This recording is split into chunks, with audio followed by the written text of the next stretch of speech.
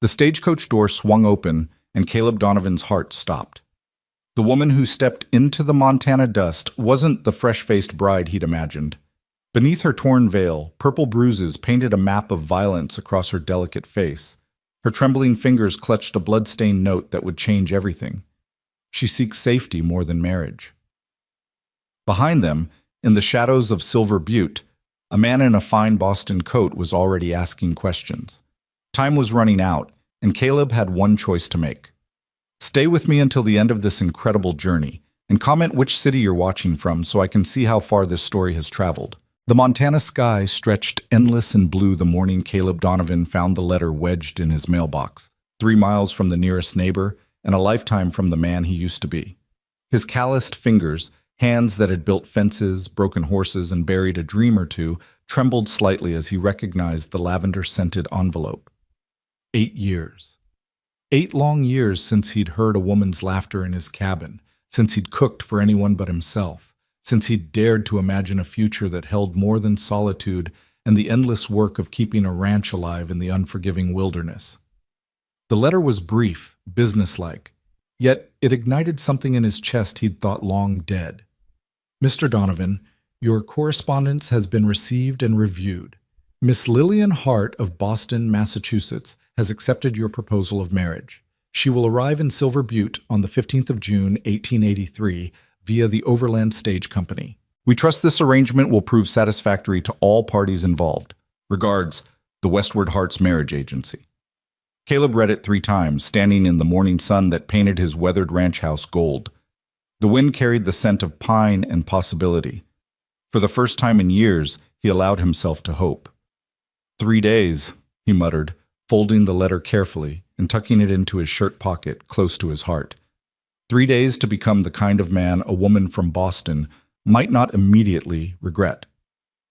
The cabin that had been adequate for a lonely rancher suddenly seemed rough, primitive, almost embarrassing. He spent the next 72 hours in a frenzy of preparation that his horses watched with what seemed like amused skepticism. He scrubbed floors that hadn't seen a proper cleaning in months, whitewashed the porch rails, fixed the squeaky hinge on the front door, and even attempted to sew a curtain for the spare bedroom window, an endeavor that resulted in something that looked less like a curtain and more like a flag of surrender. He shaved carefully that final morning, nicking himself twice in his nervousness, and put on his only good shirt, the blue one he'd bought in town 2 Christmases ago and had worn exactly once. His reflection in the cracked mirror showed a man of 32 who looked older in some ways, younger in others. The Montana sun had carved lines around his eyes, but those eyes themselves still held a clarity, an honesty that he hoped might count for something. The ride into Silver Butte took an hour, and every minute of it was torture. What if she took one look at him and climbed right back on that stage? What if the picture he'd sent, 5 years old and taken on his one trip to Bozeman, had been too flattering? What if she was expecting a gentleman and got a rancher whose idea of culture was a week-old newspaper and whose idea of fine dining was when he remembered to add salt to his beans? Silver Butte wasn't much of a town, a main street of packed dirt, a handful of buildings that included Thornton's General Store, the Silver Dollar Saloon, the Buckeye Hotel, a church that doubled as a schoolhouse, and the sheriff's office where Avery Colton kept a loose kind of order. Maybe 200 people called it home, and every one of them seemed to know Caleb's business. "Today's the day, ain't it, Donovan?" called out Frank Thornton from the porch of his store, a knowing grin splitting his weathered face. "Your mail-order bride coming in on the noon stage?" Caleb felt heat creep up his neck. "Mind your own business, Frank." "Hell, Caleb, you made it everybody's business when you went looking for a wife from one of them catalogs." Frank slapped his knee, delighted. "We're all curious what kind of woman answers an ad from a Montana rancher." "The desperate kind, probably," muttered old Pete Harrison, who spent most of his days in a chair outside the saloon, commenting on life as it passed him by. "No offense, Donovan, but what woman in her right mind leaves civilization for this?" Caleb tried to ignore them, but the words burrowed under his skin. What kind of woman, indeed? He'd been asking himself the same question for months, ever since he'd scraped together the fee and sent his letter to the agency. He'd been honest in his correspondence, maybe too honest. He told her about the ranch, about the isolation, about the harsh winters and the endless work. He told her he wasn't a rich man, that he couldn't offer luxury, but that he could offer loyalty, safety, and a home. Her responses had been brief but kind. She wrote in an educated hand about Boston, about loving books and music, about wanting a fresh start out west. She never explained why she wanted that fresh start, and Caleb hadn't pressed. Everyone who came west was running from something or toward something. Sometimes both. The stage was late. Caleb sat on the bench outside the hotel, his hat in his hands, turning it over and over until the brim was nearly shapeless. Noon came and went. 1 o'clock, 1:30. Maybe she changed her mind, Pete offered helpfully. Maybe she got as far as St. Louis and thought better of it. Stage is just late, Pete. Happens all the time. But Caleb's stomach churned with doubt. What if the old man was right? Then at 2:15, the sound he'd been waiting for, the thunder of hooves and the rattle of wheels. The overland stage came barreling down the main street in a cloud of dust, the driver whooping and cracking his whip more for show than necessity. The 6 horses were lathered and tired, and the coach itself was covered in the grime of 1,000 miles. Caleb stood slowly, his heart hammering so hard he could feel it in his throat. His mouth went dry. This was it. This was the moment that would determine the rest of his life. The driver, a grizzled man named Hank who'd been running this route for 20 years, set the brake and climbed down with a grunt. "Afternoon, folks. Got mail, got supplies, and got 1 passenger for Silver Butte." The door of the coach opened, and time seemed to slow down. A hand appeared first, small, delicate, wearing a lace glove that was torn and dirty. Then a boot, practical but feminine, stepping down onto the mounting block. Then she emerged fully into the Montana sunlight, and Caleb's world tilted on its axis. She was small, maybe 5'3", with dark hair that might have once been pinned up elegantly, but now fell in disheveled waves around her shoulders. She wore a traveling dress of dark blue that had seen better days. It was rumpled, stained with what looked like dried blood on the sleeve. But it was her face that stopped Caleb's breath in his chest. Even through the torn veil that hung from her small hat, he could see the bruises. Purple and yellow marks painted the left side of her face. Her bottom lip was split and swollen. One eye was ringed with the fading green of an older injury. Her hands, even in their torn gloves, trembled visibly. She looked like someone who'd been through a war and lost. The small crowd that had gathered to see the mail-order bride fell silent. Even Pete had nothing to say. Caleb heard Frank Thornton's wife gasp, "Oh, that poor girl." Lillian Hart, because it could only be her, stood frozen on the mounting block, her eyes sweeping the crowd with something that looked like panic. She was clearly searching for someone, but also clearly terrified of being seen. It was the look of a hunted animal. Hank, the driver, cleared his throat uncomfortably and pulled an envelope from his coat. "Which one of you fellas is Caleb Donovan?" Caleb's legs felt like fence posts, but he forced himself forward.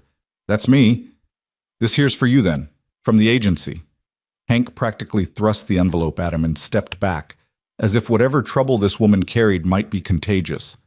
Caleb took the envelope but didn't open it. His eyes were locked on Lillian's face, what he could see of it through the veil. Her eyes were remarkable, even in her fear, a deep hazel that seemed to hold entire worlds of pain and determination. She was looking at him now, trying to read him, trying to determine if he was another danger or possibly, a refuge.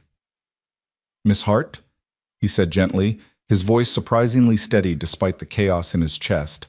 She nodded, a tiny movement. When she spoke, her voice was barely above a whisper, rough as if she'd been screaming or crying or both. "Mr. Donovan?" "Yes, ma'am." She swayed slightly, catching herself on the coach. The journey had clearly taken everything she had. "I apologize. I know I'm not what you were expecting. If you want to send me back, I'll understand. I can work to pay for the return fare. I can—" "Open the letter, Donovan," Hank interrupted, nervous energy making him talkative. "You'll want to read what it says." The crowd pressed closer, shameless in their curiosity. Caleb felt anger flash through him at their gawking, at the way they were treating this woman's obvious suffering as entertainment. But he tore open the envelope and unfolded the single sheet of paper inside. The note was brief, written in the same businesslike hand as his original letter. Mr. Donovan, circumstances have required a change in the arrangement. Miss Hart comes to you not as a conventional bride, but as a woman in desperate need of protection. She seeks safety more than marriage. We trust your character is such that you will not take advantage of her vulnerability. The agency considers its obligation fulfilled upon her safe delivery. What happens next is between you and God. May He grant you both peace. Caleb read it twice, his jaw tightening. Then he looked up at Lillian, who had wrapped her arms around herself despite the summer heat, as if she could make herself smaller, less visible, less of a problem. The whole town was watching. He could feel their eyes, their judgment, their gossip already forming. He could send her back. It would be the practical thing, maybe even the smart thing. He'd wanted a wife, a partner, someone to build a life with. This woman looked like she could barely hold herself together, much less help run a ranch. This was not what he'd signed up for. But then their eyes met again, and he saw something beneath the fear. He saw strength, the kind of strength it took to survive whatever had put those bruises on her face. He saw intelligence in the way she was assessing him, cataloging every detail, preparing for the worst while hoping for the best.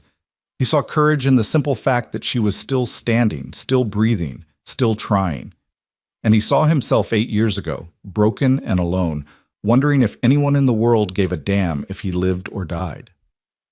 The decision took less than a heartbeat. Caleb folded the letter carefully and put it in his pocket. Then he stepped forward, closing the distance between them until he stood at the base of the mounting block, looking up at her. He pulled off his hat. His mother had raised him with manners, after all, and spoke clearly enough for the whole town to hear. Miss Hart, my name is Caleb Donovan. I own a ranch about an hour's ride from here. It's not fancy, but it's solid and it's safe. I've got a spare room you can have for as long as you need it. No expectations, no obligations. You can rest, heal, and decide what you want to do next. And I give you my word, he paused, making sure she heard the weight of his promise, that no one will hurt you there. You're not alone now. A sound escaped her, half gasp, half sob. Her hand flew to her mouth, and he saw tears spill from her eyes, cutting clean tracks through the dust on her face. For a long moment she just stared at him, as if she couldn't quite believe what she'd heard. Then, so quietly, he almost missed it. You would do that? For a stranger? Yes, ma'am. I would. Why? It was a fair question. Caleb considered it, aware that the whole town was hanging on his answer. Because someone did it for me once. Because it's the right thing to do. And because he managed a small smile. I could use some help around the place, and you look like someone who pays her debts. That almost got a smile from her. Almost. Instead, she took a shaky breath and nodded. Then I accept your offer, Mr. Donovan. Thank you. He reached up to help her down from the mounting block.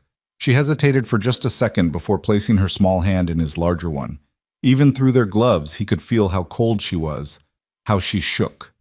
He helped her step down carefully, and when she stumbled slightly, her legs weak from days in the coach, he caught her elbow to steady her. Easy now. When's the last time you ate? I'm not sure. Yesterday? Maybe the day before. Caleb looked at Hank. She got any bags? 2 trunks on top, both marked Heart. I'll get them loaded on my wagon. He turned to Lillian. First, we're getting you some food. Thornton's wife makes a decent sandwich, and no! The word came out sharp, panicked. Lillian was looking past him at the crowd, at the way they were staring, whispering.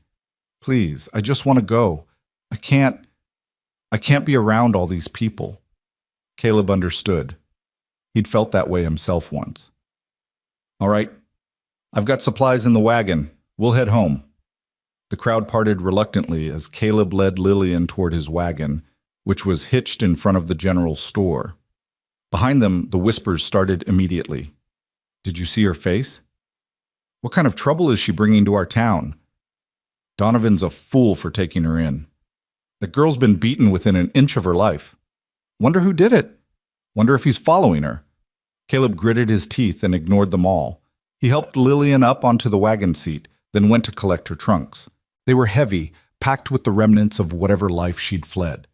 Hank and Frank helped him load them into the wagon bed without comment, though their eyes were full of questions.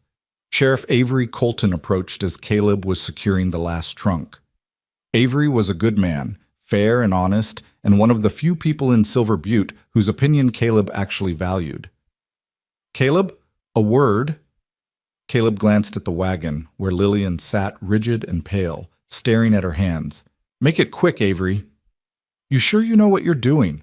That woman's clearly running from something. Might be she's bringing trouble to your doorstep." "Then I'll deal with it." "I'm serious. She shows up beaten half to death. No explanation. No—" "She doesn't owe us an explanation." Caleb's voice came out harder than he intended. "She's hurt, she's scared, and she needs help. That's all I need to know." Avery studied him for a long moment, then nodded slowly. "All right, but if trouble does come looking for her, you come get me. Don't try to handle it alone." "I won't. You have my word." They shook hands, and Caleb climbed up onto the wagon seat beside Lillian. He unwrapped the reins from the brake and clicked his tongue at the horses. The wagon lurched into motion, carrying them away from Silver Butte's prying eyes and toward the mountains.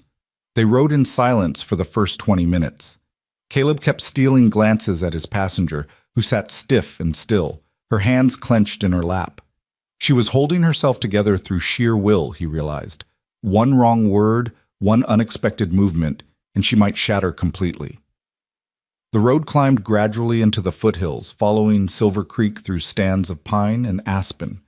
The afternoon sun painted everything gold and green. A hawk circled overhead, riding the thermals. In any other circumstances, it would have been beautiful. Finally, Lillian spoke.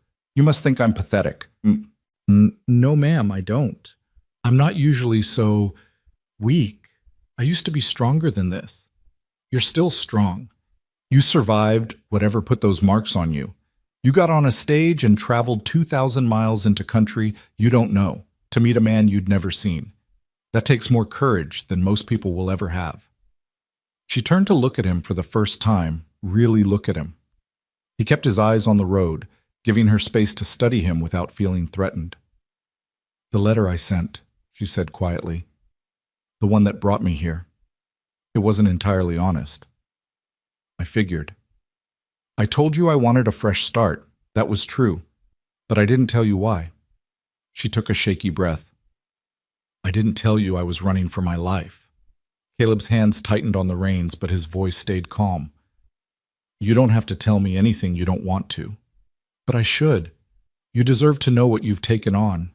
She paused, gathering courage. "My uncle, he's the one who did this." "Who?" "Him and the man he tried to force me to marry." Rage, white-hot and violent, flashed through Caleb's chest. He tamped it down, forced his breathing to stay even. "They're in Boston?" "Yes, at least they were. I don't know if they followed me. I tried to be careful. I changed coaches 3 times, used different names. But my uncle has money, connections. If he wants to find me badly enough." "He won't take you back." Caleb said it like a vow. "I meant what I said in town. You're safe with me." Lillian was quiet for a long time. When she spoke again, her voice was thick with emotion. "Why are you being so kind to me? You don't know me. I could be lying. I could be a thief or a murderer or—" "Are you?" "No." "Then that's settled." He risked a small smile. "Besides, I'm a pretty good judge of character. Comes from working with horses. They don't lie about who they are." That got a tiny huff of laughter from her, the first hint that there was life and humor still buried under all that fear and pain. "You're comparing me to a horse?" "Only in the best ways, ma'am." They crested a rise, and Caleb's ranch spread out before them. It wasn't much by Boston standards, he was sure, but he'd built it with his own hands, and he was proud of it. The cabin sat in a clearing beside Silver Creek, solid and square, with a wide porch and a stone chimney. The barn and corral were well maintained. Fenced pastures held his small herd of horses. Mountains rose up behind it all, purple and eternal. "Oh," Lillian breathed. "It's beautiful." "It's home," Caleb said simply. He drove the wagon across the creek at the shallow ford and pulled up in front of the cabin. "Welcome to the Rocking D Ranch, Miss Hart." He helped her down from the wagon, noting how exhausted she looked. The adrenaline that had kept her moving was wearing off, leaving behind bone-deep fatigue. "The spare room's the second door on the right," he said. "I'll get your trunks. You go on in and rest." "I should help." You should rest, he said firmly but gently. There will be plenty of time for everything else. Right now, you need to sleep. She nodded, too tired to argue, and made her way slowly up the porch steps. Caleb watched her go, this broken, brave woman who'd stumbled into his life and somehow, in the span of a few hours, changed everything. The cabin door closed behind her. Caleb stood in the afternoon sun, listening to the creak and the wind in the pines, and wondered what the hell he'd just gotten himself into. Then he smiled, shook his head, and started unloading the trunks. One thing was certain, life on the Rocking D was never going to be the same. The sun was sinking behind the mountains when Caleb finally finished unloading both trunks and setting them carefully inside Lillian's room. She'd already collapsed onto the narrow bed, still fully clothed, one arm flung across her face as if even in sleep she needed to protect herself. He'd covered her with a quilt his mother had made years ago, then retreated quietly, closing the door with barely a whisper of sound. The cabin felt different already. After 8 years of silence, broken only by his own footsteps and the occasional creak of settling timber, there was now the soft sound of someone else breathing in the next room. It was strange, unsettling, and somehow deeply right in a way he couldn't quite explain. Caleb stood in his small kitchen, staring at the cold stove, trying to remember the last time he'd cooked a proper meal. Most nights he made do with beans, salt pork, and whatever vegetables he could coax from his stubborn garden. But tonight felt different. Tonight he had a guest, a woman who'd traveled 2,000 miles, and who looked like she hadn't had a decent meal in weeks. He built up the fire, set water to boil, and started pulling together ingredients. His hands moved automatically through tasks he'd done 1,000 times, but his mind kept drifting to the woman sleeping in his spare room. The bruises on her face told a story of violence that made his blood boil. The fear in her eyes spoke of betrayal by someone who should have protected her. And yet beneath all that damage, he'd glimpsed something remarkable, a core of steel that hadn't been broken despite someone's best efforts. The stew was simmering and fresh bread was in the oven when he heard the first sound from her room, a whimper, high and frightened. Then a cry. Caleb froze, his hand on the spoon he'd been using to stir the pot. The sound came again, louder now, the desperate, wordless sound of someone trapped in a nightmare. He crossed the cabin in 3 strides and knocked on her door. "Miss Hart? You all right?" The only answer was another cry, ragged with terror. Caleb hesitated for only a second before pushing the door open. Lillian was tangled in the quilt, thrashing as if fighting off invisible attackers. Her face was contorted in fear, tears streaming down her cheeks. "No," she gasped. "Please, no, don't! Uncle Edward, please!" "Miss Hart." Caleb approached carefully, keeping his voice low and steady. "Lillian, wake up. You're safe. It's just a dream." She didn't hear him. Her hands came up, pushing at something only she could see. "I won't marry him. You can't make me." Caleb knelt beside the bed, close enough to reach her but not touching. He'd seen men come back from the war with night terrors. He knew better than to grab someone caught in that particular hell. "Lillian, listen to my voice. You're in Montana. You're at the Rocking D Ranch. No one's going to hurt you here. You're safe." He kept talking, kept repeating it, until finally her eyes flew open. For a terrible moment she looked at him without recognition, seeing only another threat. Then awareness flooded back, and with it, crushing embarrassment. "I'm sorry," she gasped, pushing herself upright and wiping frantically at her tears. "I'm so sorry. I didn't mean to—" "You've got nothing to apologize for. Bad dreams happen, especially after what you've been through." He stood slowly, giving her space.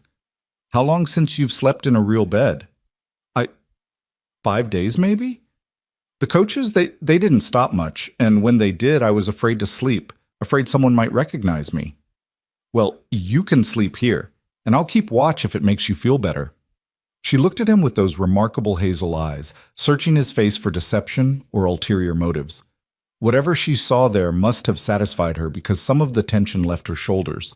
"You meant it, didn't you, when you said I was safe here?" "Yes, ma'am, I did." "Why?" The question came out raw, desperate. "I don't understand why you're helping me. What do you want in return?" Caleb considered his answer carefully. "I want you to heal. I want you to stop looking over your shoulder like a hunted animal. And I want you to know that not every man in the world is like whoever hurt you." Fresh tears spilled down her cheeks, but these seemed different somehow, less about pain and more about relief. "I'd forgotten," she whispered. "I'd forgotten there were good men in the world." "Come on," he said gently. "I've got stew cooking and bread in the oven. You need to eat something before you fade away to nothing." She followed him into the main room on unsteady legs, still wearing her rumpled traveling dress. In the lamplight, the full extent of her injuries was more visible. Beyond the obvious bruises on her face, there were marks on her arms, shadows of finger-shaped bruises around her wrists. Caleb felt that rage flare again, but pushed it down. Anger wouldn't help her now. He ladled stew into 2 bowls and set one in front of her at the rough wooden table. She stared at it for a moment, as if she'd forgotten what food looked like. "It's not fancy," he apologized. "Just beef stew with potatoes and carrots, but it's hot, and it'll stick to your ribs." "It smells like heaven." She picked up the spoon with a hand that still trembled slightly and took a careful bite. Her eyes closed. "Oh God, I can't remember the last time I had something that wasn't stale bread or questionable jerky."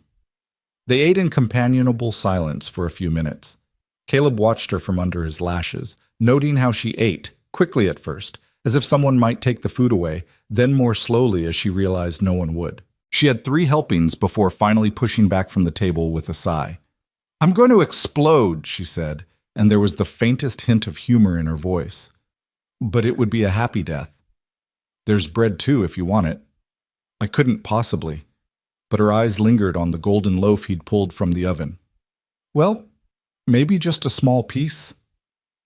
Caleb cut her a thick slice and watched with satisfaction as she devoured it with butter. Color was coming back to her cheeks. She looked more alive than she had in town, though exhaustion still hung on her like a cloak. "Tell me about the ranch," she said suddenly. "How long have you been here?" 8 years. Came out from Ohio after—" He paused, old pain flickering across his face. "After my wife died. Needed to get away from everything that reminded me of her. Came west, found this valley, and built the cabin with my own 2 hands. I'm sorry about your wife. It was a long time ago. Fever took her and our baby daughter. 1 week I had a family, the next I was alone." He took a drink of water, washing down the memory. "Anyway, I built this place from nothing. Started with 4 horses, now I've got 20. I break them, train them, sell them to folks who need good working animals. It's honest work." "You live here all alone? All this time?" "Yes, ma'am." "Well, until today." She looked around the cabin with new appreciation. It was simple but well made, everything in its place. Clean, organized, clearly the home of a man who took pride in his surroundings. "It's a good home," she said softly. "You should be proud." "Thank you." He cleared his throat, suddenly awkward. "The spare room is yours for as long as you need it. I'll sleep out here on the floor near the fire if it makes you more comfortable." "You will not!" She looked horrified. "This is your home. I'm not going to drive you from your own bed." "I've slept in worse places, and I want you to feel safe." They argued about it for another 5 minutes before reaching a compromise. He'd sleep in his own room, but he'd leave both doors open, and she could call out if she needed anything. Lillian seemed satisfied with this arrangement, though Caleb suspected she wouldn't actually call for help even if the cabin was burning down around her. She had that kind of stubborn pride he recognized because he wore it himself. That night, lying in his own bed for the first time in what felt like forever with another person under his roof, Caleb found himself staring at the ceiling and listening for sounds of distress, for nightmares, for any sign that she needed help. But the cabin stayed quiet except for the usual night sounds. The creak outside, the wind in the pines, the occasional pop from the dying fire. Maybe, he thought just before sleep took him, maybe this would work out after all. Morning came with birdsong and the pale gold light of a new day. Caleb woke to a smell that had him sitting bolt upright in confusion. Coffee. Fresh, hot coffee. He pulled on his pants and boots and emerged from his room to find Lillian already up and moving around the kitchen. She'd changed into a simpler dress. Still dark, still modest, but less battered than yesterday's traveling clothes. Her hair was pinned up in a neat bun, though pieces escaped to frame her bruised face. She was standing at the stove, and she turned when she heard him, a tentative smile on her swollen lips. "Good morning," she said. "I hope you don't mind. I found the coffee, and I thought, well, I wanted to make myself useful. Caleb rubbed his eyes, still not quite believing what he was seeing. You should be resting. I've rested enough. Besides, I told you in my letters, I can cook and clean and help around a house.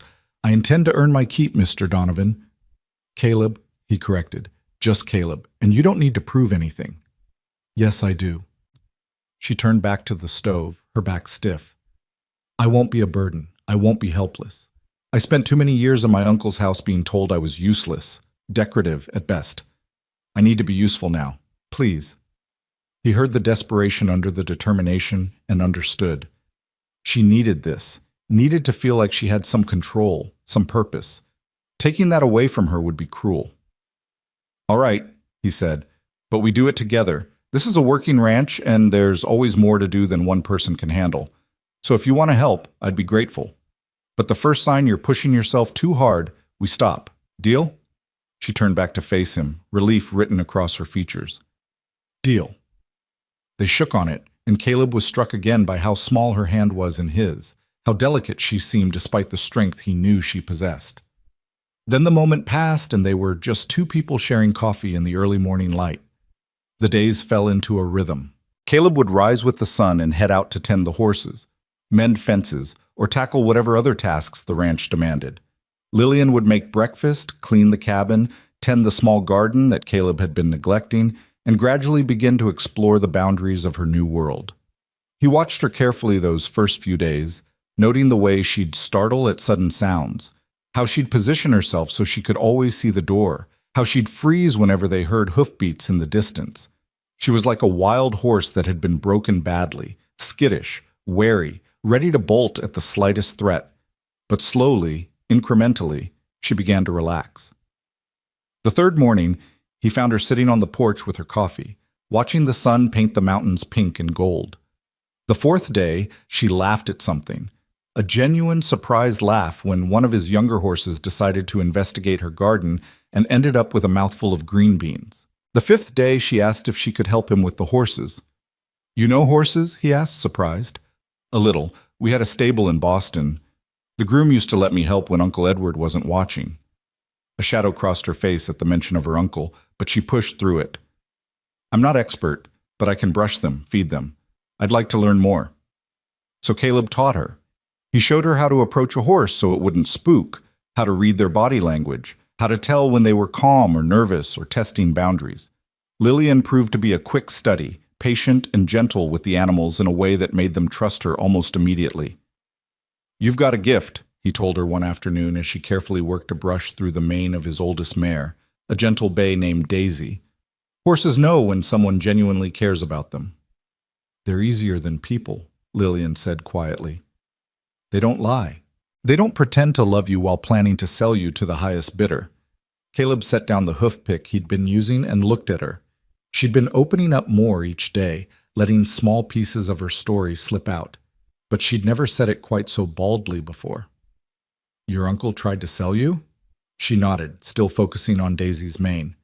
There was a man. Horace Blackwood, 53 years old, twice widowed, looking for a young wife who could give him an heir. My uncle owed him money, gambling debts. Mr. Blackwood offered to forgive the debt if I would marry him. And you refused. I refused. Her hand stilled on the brush. So Uncle Edward decided to convince me. He started with words, told me I was selfish, ungrateful, that I owed him for taking me in after my parents died. When that didn't work, he moved to other methods. Caleb felt his jaw clench. He beat you. He and Mr. Blackwood both. They thought they could break me, force me to agree. And they almost did. Almost. She looked up then, meeting his eyes across Daisy's back. But there was a woman who worked for the marriage agency, Mrs. Chen. She'd come to Boston looking for women who wanted to go west, and she saw me one day in the market, saw the bruises I couldn't quite hide. She gave me her card, told me there was another way. So you wrote to the agency. I stole money from my uncle's desk, enough for the fee and the stage fare. I packed what I could carry and left in the middle of the night. Mrs. Chen helped me get to the coach station without being seen. She went back to brushing, but he could see tears gathering in her eyes. She saved my life. You both did. You saved yourself, Lillian. You made the choice to leave. That took more courage than anything I've done. She shook her head. You took in a stranger, a woman with bruises and secrets and nothing to offer but trouble. That's courage. That's just being human. They worked in silence for a while after that, each lost in their own thoughts. But it was a comfortable silence, the kind that forms between people who are beginning to understand each other. That evening, after dinner, Lillian asked if she could look at his books. Caleb had a small collection, mostly practical volumes about ranching and animal husbandry, a few novels he'd read and reread until the pages were soft as cloth, and a Bible his mother had given him before he headed west. It's not much, he apologized. I know you're used to libraries and culture, and it's perfect. She pulled out a worn copy of Dickens and held it like a treasure. I haven't read anything in months. Uncle Edward said reading gave me ideas above my station. Read whatever you want. Consider it yours. She looked at him with something like wonder.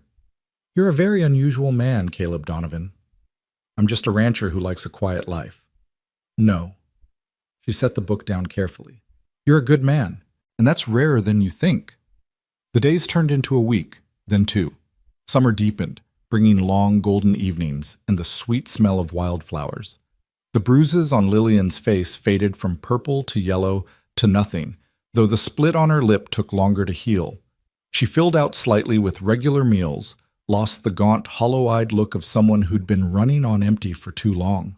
She worked beside him every day, never complaining even when the tasks were difficult or unpleasant.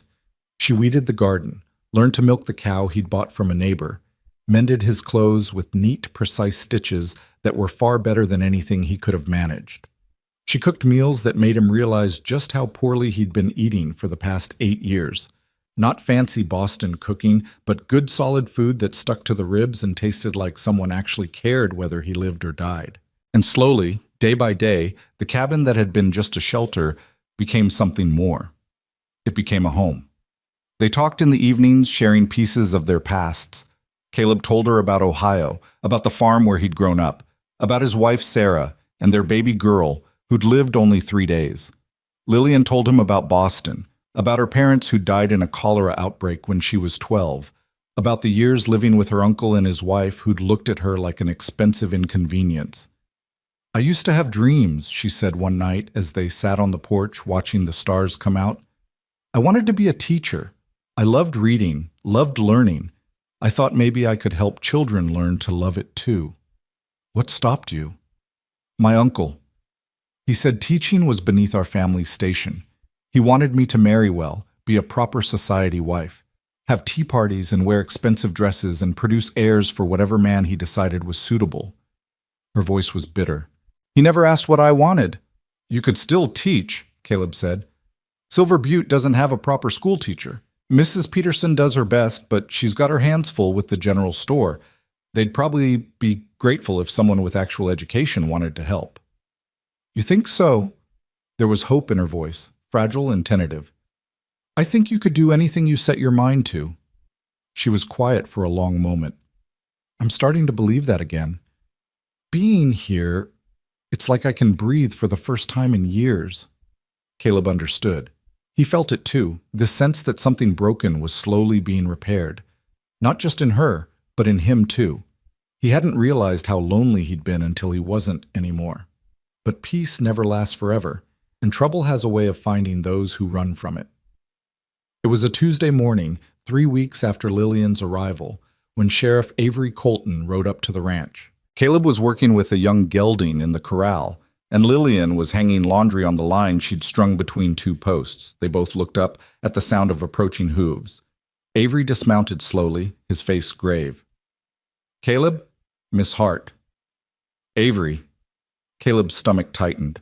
The sheriff didn't make social calls. What brings you out here? Had a visitor in town yesterday. Man from Boston, asking questions. Said he was looking for his niece who'd run away. Described her pretty accurately, dark hair, hazel eyes, about 5'3". Said her name was Lillian Hart, and she might be traveling under a false name. The color drained from Lillian's face. She took a step backward, her hand flying to her throat. Uncle Edward, she whispered. He found me. He's here? Caleb's voice came out harder than he'd intended. In Silver Butte? Was. He left this morning, said he was going to check the neighboring towns, but he'll be back. Avery looked at Lillian with sympathy. He showed me a picture. Said you were mentally unstable, had run away from a sanitarium. Said your family just wants you home safe. That's a lie. Lillian's voice shook but held firm. I was never in a sanitarium. He's the one who's dangerous. He tried to force me to marry a man I didn't love. When I refused, he beat me. Look, you can still see the marks. She pushed up her sleeves, showing the fading bruises on her arms. Avery's expression darkened. I believe you, he said quietly. The way that man talked, the way he looked, something wasn't right. But Lillian, he's got money and he's got papers. He says he's your legal guardian since you're unmarried and under 25. I'm 23, Lillian said, and I don't recognize his guardianship. I'm a grown woman. I should be able to decide my own fate. Should and legally can are two different things, especially out here where judges are few and far between. Avery looked at Caleb. He's going to come back with more men. He's going to try to take her. Caleb felt something cold and hard settle in his chest. Like hell he will. Caleb, no. He stepped forward, placing himself between Avery and Lillian without even thinking about it. She came here for safety, and that's what she's going to get. I don't care what papers he's got or how much money he has. He's not taking her. If you resist, he can bring the law down on you. Could charge you with kidnapping, harboring a fugitive, all sorts of things that could cost you everything. Then let him try. Caleb, think about this. I have thought about it. Caleb's voice was calm but absolutely certain. 3 weeks ago, a terrified woman showed up on a stagecoach with bruises on her face and hope in her eyes. I made her a promise. I told her she was safe. I'm not breaking that promise. Lillian made a sound, half sob, half laugh. You can't throw away everything for me. This ranch, your life, what kind of life is it if I turn my back on someone who needs help? He looked at her, really looked at her, and saw his own feelings reflected back. Somewhere in the past 3 weeks, this had stopped being about duty or charity. This had become personal. Besides, there's a way around this. What way? Avery asked. Caleb kept his eyes on Lillian. We get married. For real this time. If she's my wife, he's got no legal claim. The words hung in the air between them. Lillian stared at him, her eyes wide. Caleb, you can't. That's not. I won't trap you into. You're not trapping me. I'm offering. He took a step closer to her. I know it's not what either of us planned. I know you came here looking for safety, not a husband. But if it keeps you safe from him, if it gives you the legal protection you need, then I'll do it, gladly. But you don't love me. We barely know each other. I know you're brave. I know you're kind. I know you work harder than anyone I've ever met, and that you laugh at my terrible jokes, and that you care more about those horses than most people care about other people. He managed a smile. I know we could build something good here, given time. Maybe love comes later. Maybe it's already starting. Tears streamed down her face.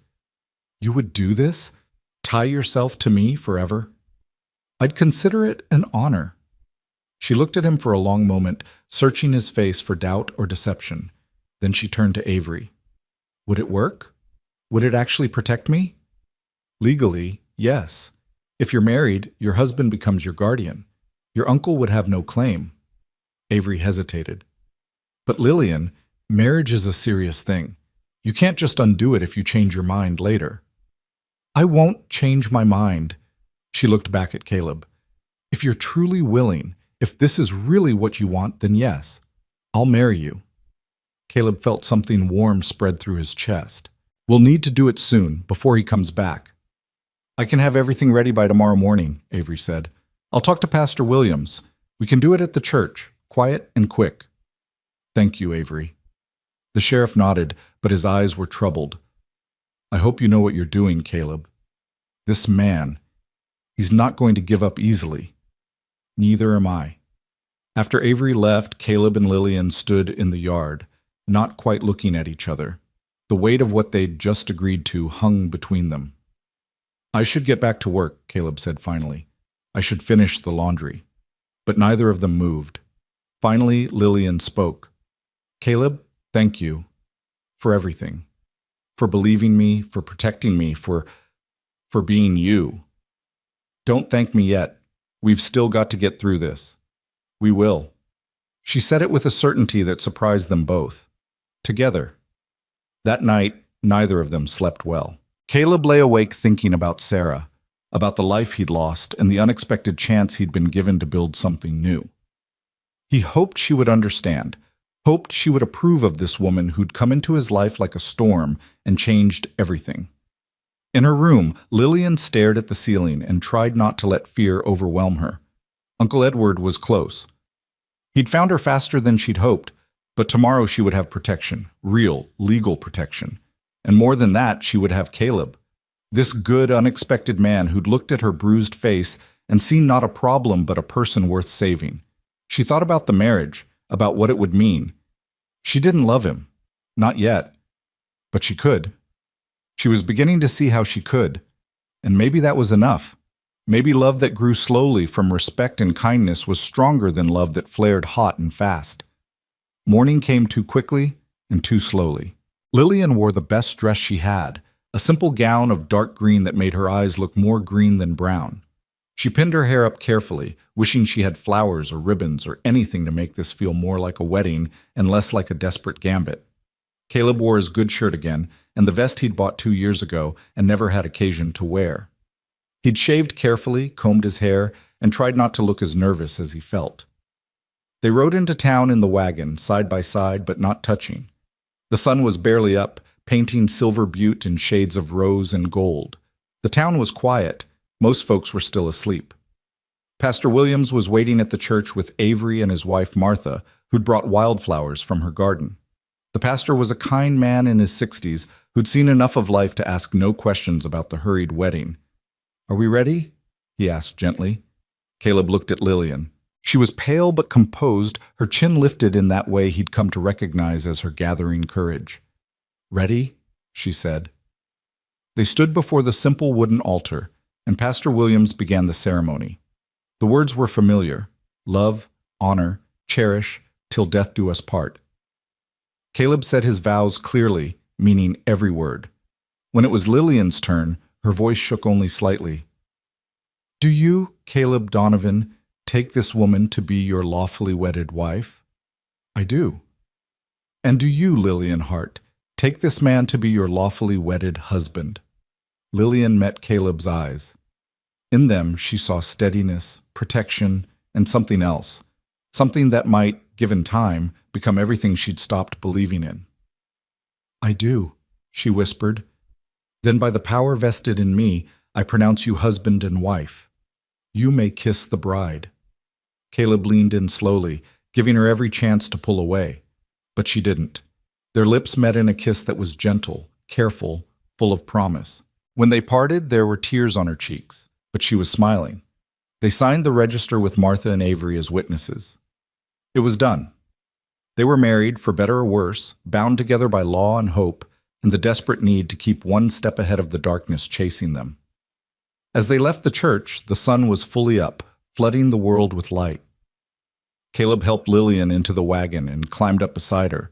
This time, when the wheels started rolling, he reached over and took her hand.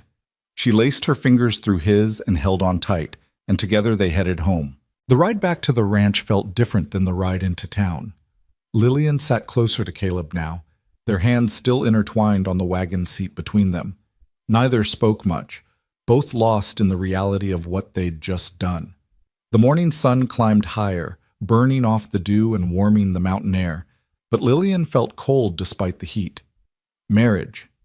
She was married now, to a man she'd known for 3 weeks.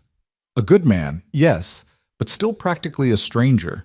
And yet, when she looked at their joined hands, she felt something she hadn't expected. Relief. Not just because she now had legal protection from her uncle, but because she wasn't alone anymore. For the first time since her parents died 11 years ago, someone had chosen her.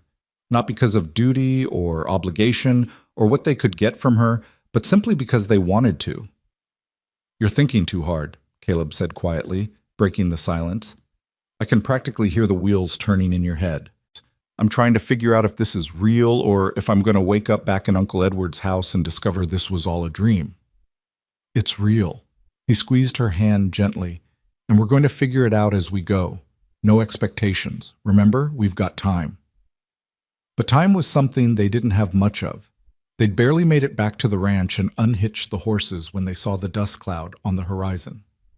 3 riders, coming fast from the direction of town. Caleb saw them at the same moment Lillian did. His jaw tightened. Get inside. Caleb, please, just until I see who it is and what they want.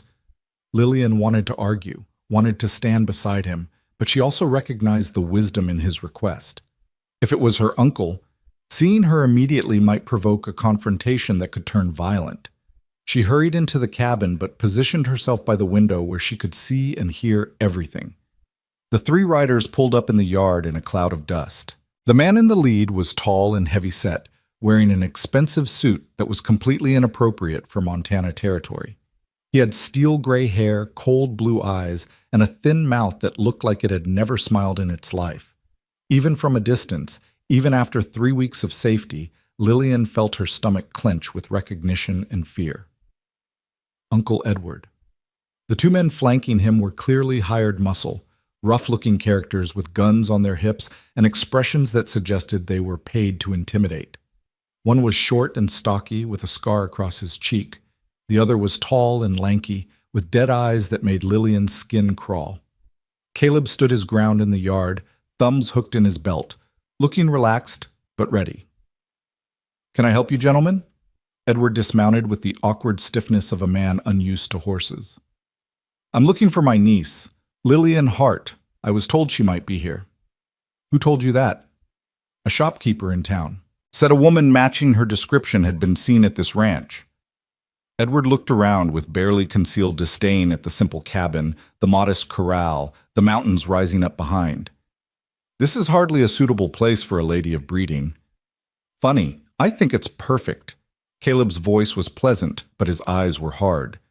But I'm afraid you've been misinformed. There's no Lillian Hart here. Don't lie to me, boy. I know she's here. I can feel it. Edward took a step forward, his face flushing red. That girl is mentally unstable. She ran away from a sanitarium where she was receiving treatment. Her family is desperate to get her back before she hurts herself or someone else. That's interesting, Caleb said conversationally, because the woman I know isn't unstable at all. In fact, she's one of the sanest people I've ever met. Edward's eyes narrowed. So you admit she's here? I said I knew a woman, didn't say she was here now. Stop playing games. Edward's composure cracked, revealing the ugliness beneath. I have legal guardianship over that girl. She's my property until she marries, and I will not have her throwing away her future on some dirt farmer in the middle of nowhere. Caleb's expression didn't change, but his voice dropped lower, more dangerous. First of all, I'm a rancher, not a farmer. Second, no human being is property. And third, he pulled a folded paper from his pocket. You're about 3 hours too late with your legal claim. He held out the marriage certificate. Edward snatched it, his face going from red to purple as he read. This is a forgery. It has to be. It's not. Signed by Pastor Williams, witnessed by Sheriff Colton and his wife. Filed proper with the county clerk. As of 8 o'clock this morning, Lillian Hart became Lillian Donovan, which means, legally, she's my responsibility now, not yours. You had no right! Edward's voice rose to a shout. She's a child. She doesn't know her own mind. I'll have this marriage annulled. You'll do nothing. The words came from the cabin doorway. Lillian stepped out onto the porch, her hands clenched at her sides, but her voice steady. Because I'm not a child, Uncle Edward. I'm 23 years old, and I made this choice freely. Edward's face twisted with fury when he saw her. Lillian, get your things. You're coming home right now. This is my home. This? He gestured dismissively at the cabin. This hovel. After everything I did for you, after I took you in when your parents died, fed you, clothed you, introduced you to the finest society Boston has to offer, this is how you repay me? By running away and marrying some nobody? You beat me, Lillian said, her voice shaking but clear. You tried to force me to marry a man I didn't love. You told me I was worthless, that my only value was in the connection I could bring you through marriage. You never once asked what I wanted. Because you're a woman. Your wants don't matter. Your duty should... My duty is to myself now, to my husband, not to you, not anymore. Edward's hand moved to his pocket, and Caleb tensed, but what he pulled out wasn't a weapon, it was money. A thick roll of bills that he thrust toward Caleb. Name your price. How much to walk away from this farce of a marriage? 500? 1,000? Caleb didn't even look at the money. There isn't enough money in the world. Everyone has a price. Mine is higher than you can pay. Edward's two hired men shifted uneasily, hands drifting toward their guns. The tall one spoke for the first time, his voice like gravel. Want us to handle this, Mr. Hart?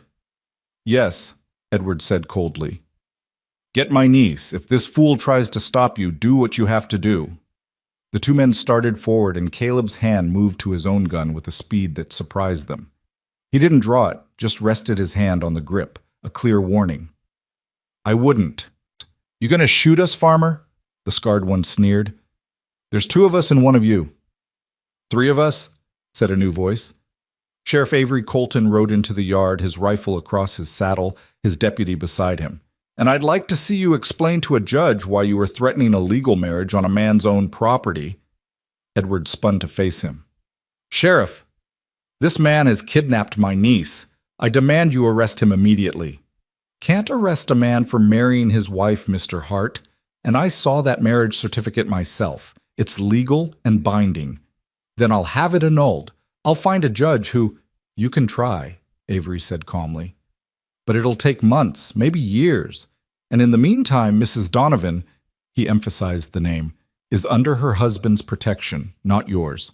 So I suggest you and your associates get back on those horses and leave, peacefully. Edward looked from the sheriff to Caleb to Lillian, and for a moment pure hatred blazed in his eyes. Then he drew himself up, trying to salvage some dignity. This isn't over, Lillian. You'll come crawling back when you realize what you've thrown away. And when you do, don't expect me to welcome you with open arms. I won't come back, Lillian said quietly. I'd rather die than go back to that house. That can be arranged, Edward said so softly that only Lillian heard him, then louder. You've made your choice. Live with it. He turned to Caleb. And you, Mr. Donovan, I hope you realize what you've taken on. That girl is damaged goods, broken. She'll bring you nothing but trouble. Caleb stepped forward until he was inches from Edward's face. When he spoke, his voice was low and deadly serious. The only damage she has is what you did to her, and I'm going to spend the rest of my life making sure she knows she's worth more than you ever told her. Now get off my land before I forget I'm a gentleman. For a moment it looked like Edward might try something foolish. His hand twitched toward his pocket again, and his hired men tensed. But Avery cocked his rifle with a loud click that echoed in the yard, and the moment passed. Let's go, Edward snapped to his men. They mounted up, though the scarred one kept his hand on his gun until they were well clear of the yard. Edward turned back one last time, his face a mask of cold fury. You haven't won, Lillian. You think this backwater sheriff can protect you forever? Think again. I have friends. I have resources. And I always collect what's mine. She was never yours, Caleb said. Now ride out while you still can. They left in a thunder of hooves, and the dust of their departure hung in the air like a promise of violence to come. Lillian stood frozen on the porch, her entire body shaking. Caleb was at her side in an instant, his arm around her shoulders. It's all right. He's gone. You're safe. Am I? She looked up at him with terrified eyes. You heard him, Caleb. He's not going to stop. He'll find a way to... Let him try. Caleb pulled her closer. He can throw all the money and lawyers and threats he wants at us. It won't change anything. You're my wife now, and I protect what's mine. Avery joined them on the porch, his expression grim. He's right to be worried. That man won't give up easily, and he's got the kind of money that can buy a lot of trouble. What are our options? Caleb asked. Legally, you're solid. The marriage is valid, properly recorded. He can contest it, but it'll be an uphill battle, and it'll take time. The real danger is if he decides to take matters into his own hands. You think he'd try something illegal? I think he's a man used to getting what he wants, and right now he wants his niece back. Men like that don't take no for an answer. Avery looked at Lillian. Those men he had with him, they're hired guns. I recognize the tall one.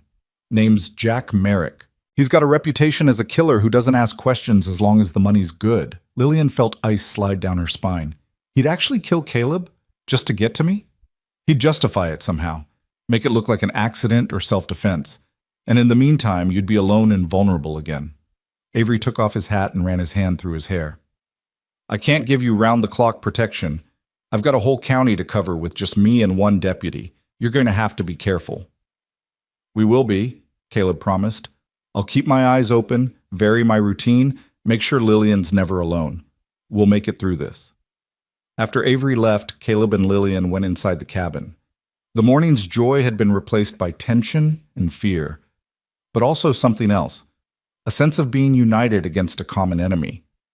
They were truly married now, not just on paper, but in the way that mattered. They'd stood together against her uncle. They'd chosen each other in front of witnesses and threats and consequences. Lillian sank into a chair at the table, her legs finally giving out. I've ruined your life. You've improved it considerably. Caleb sat across from her and took her hands. Lillian, listen to me. I went into this with my eyes open. I knew there might be trouble. I didn't care then, and I don't care now. But if something happens to you because of me, then it happens. But I'd rather die standing up for something that matters than live another 8 years alone in this cabin, pretending I don't need anyone.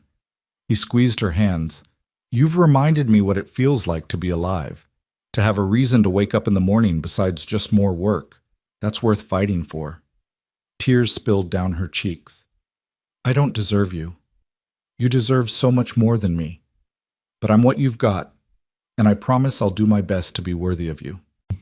She pulled one hand free and cupped his cheek, feeling the stubble there, the warmth of his skin. I was so scared when I stepped off that stagecoach. I thought my life was over, but you looked at me, really looked at me, past the bruises and the fear, and you saw me, the real me. No one's ever done that before. I see you, he said softly. I see a woman who's braver than she knows, stronger than anyone who's tried to break her, and I see my wife. This time when they kissed, it wasn't gentle and careful like at the church. It was deeper, more urgent, filled with all the fear and relief and desperate hope of the past few hours. When they pulled apart, both were breathing hard. I should make lunch, Lillian said, not moving. Probably, Caleb agreed, also not moving. They sat there for a long moment, hands still clasped, foreheads nearly touching. Then Lillian smiled, a real smile that reached her eyes for the first time that day. So, what do husbands and wives do on their wedding day? Well, traditionally there's a party, dancing, food, celebration. We had none of that. No, we didn't. Caleb stood and pulled her to her feet. But we've got the rest of the day, and I've got a bottle of wine I've been saving for a special occasion. Seems like getting married qualifies. They spent the afternoon together, deliberately putting aside the fear and focusing on what was good. Caleb opened the wine and they shared it on the porch, watching the horses graze in the pasture. Lillian told him stories from her childhood, from before her parents died and life became a cage. He told her about his dreams for the ranch, about wanting to breed the finest horses in Montana. We could do that together, she said, warming to the idea.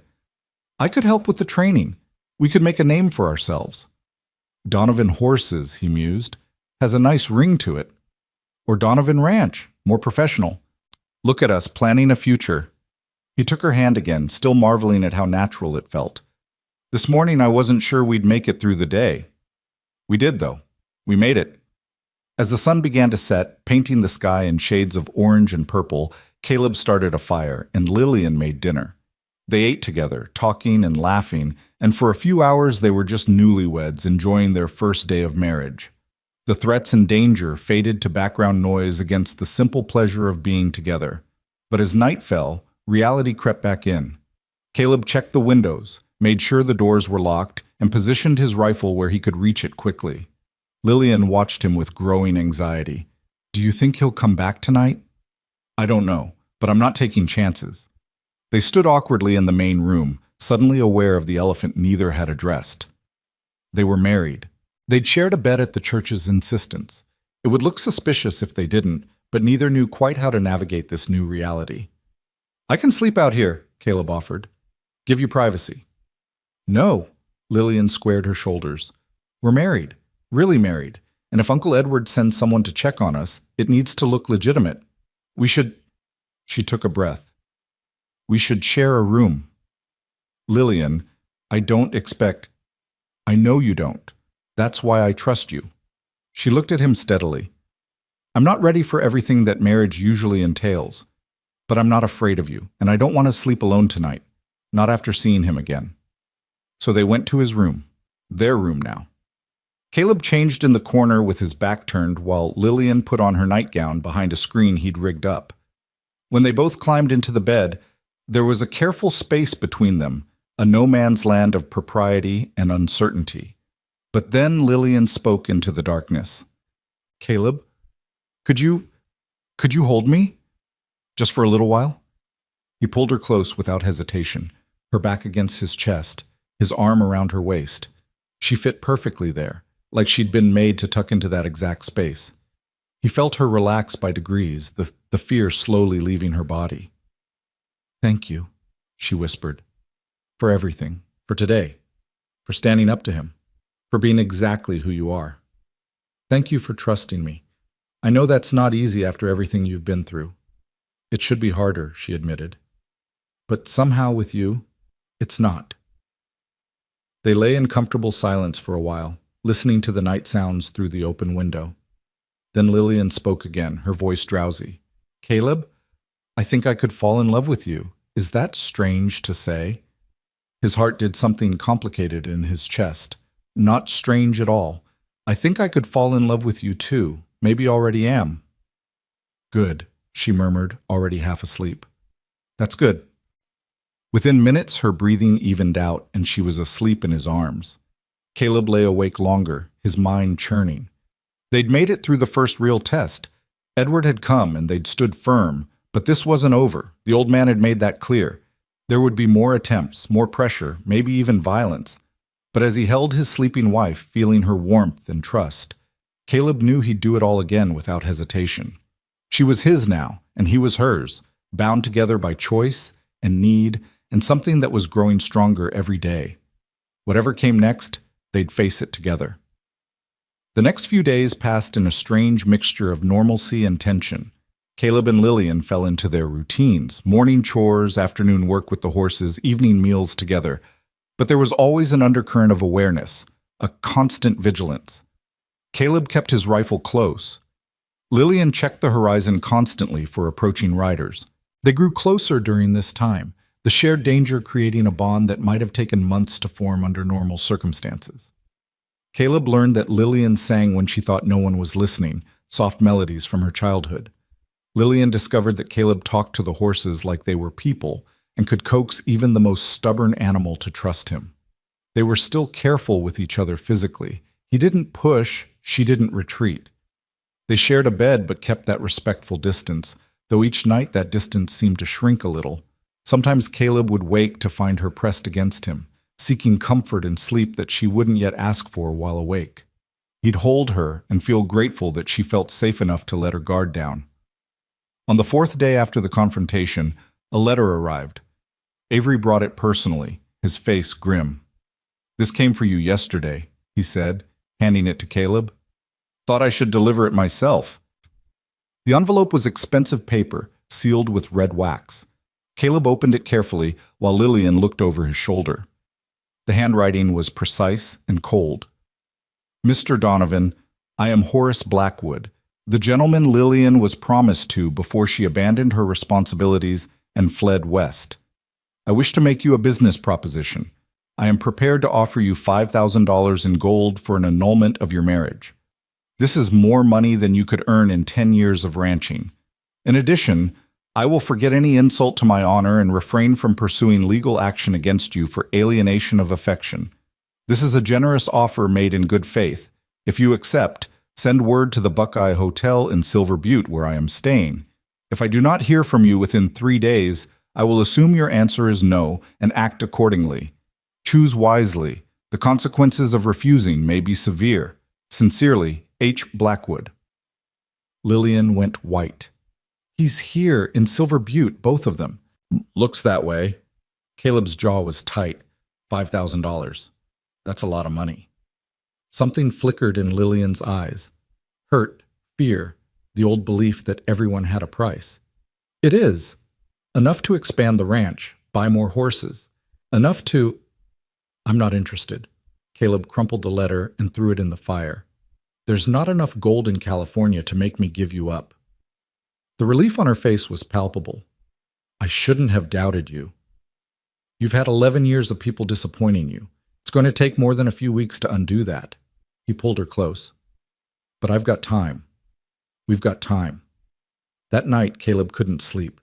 He kept thinking about the letter, about the phrase, act accordingly. It wasn't hard to interpret that threat. He rose quietly, not wanting to wake Lillian, and went to check the property. Everything seemed normal. The horses were calm in the corral. The night was quiet except for cricket song and the distant call of an owl. But when he approached the barn, something felt wrong. The door was slightly ajar, and he knew he'd closed it securely before bed. Caleb drew his gun and approached slowly, every sense on high alert. Inside the barn, someone had been through his tools, his tack, his supplies. Nothing seemed stolen, but everything was slightly disarranged. And on the wall, painted in black letters that dripped like blood, were 3 words that made his stomach clench. She's not yours. Caleb heard the footsteps behind him a second too late. He spun, bringing his gun up, but the heavy object, a shovel, he realized later, caught him on the side of the head. Pain exploded through his skull, and he went down hard, tasting blood. Through dimming vision, he saw 2 figures standing over him. The scarred man and Jack Merrick, the killer Avery had warned him about. Merrick crouched down, his dead eyes examining Caleb like he was an interesting insect. Nothing personal, Merrick said in his gravel voice. But Mr. Hart pays well, and you're in his way. We're going to make this look like an accident. You fell, hit your head, tragic. And that pretty wife of yours will be alone and vulnerable again. See how that works? Caleb tried to move, tried to speak, but his body wouldn't cooperate. The world was spinning, darkness creeping in at the edges. What was that? The scarred man said. Thought I heard something. Just the horses. Come on, let's finish this. Merrick raised the shovel again, preparing to deliver the final blow. Caleb tried to roll away, but his limbs felt like lead. This was it.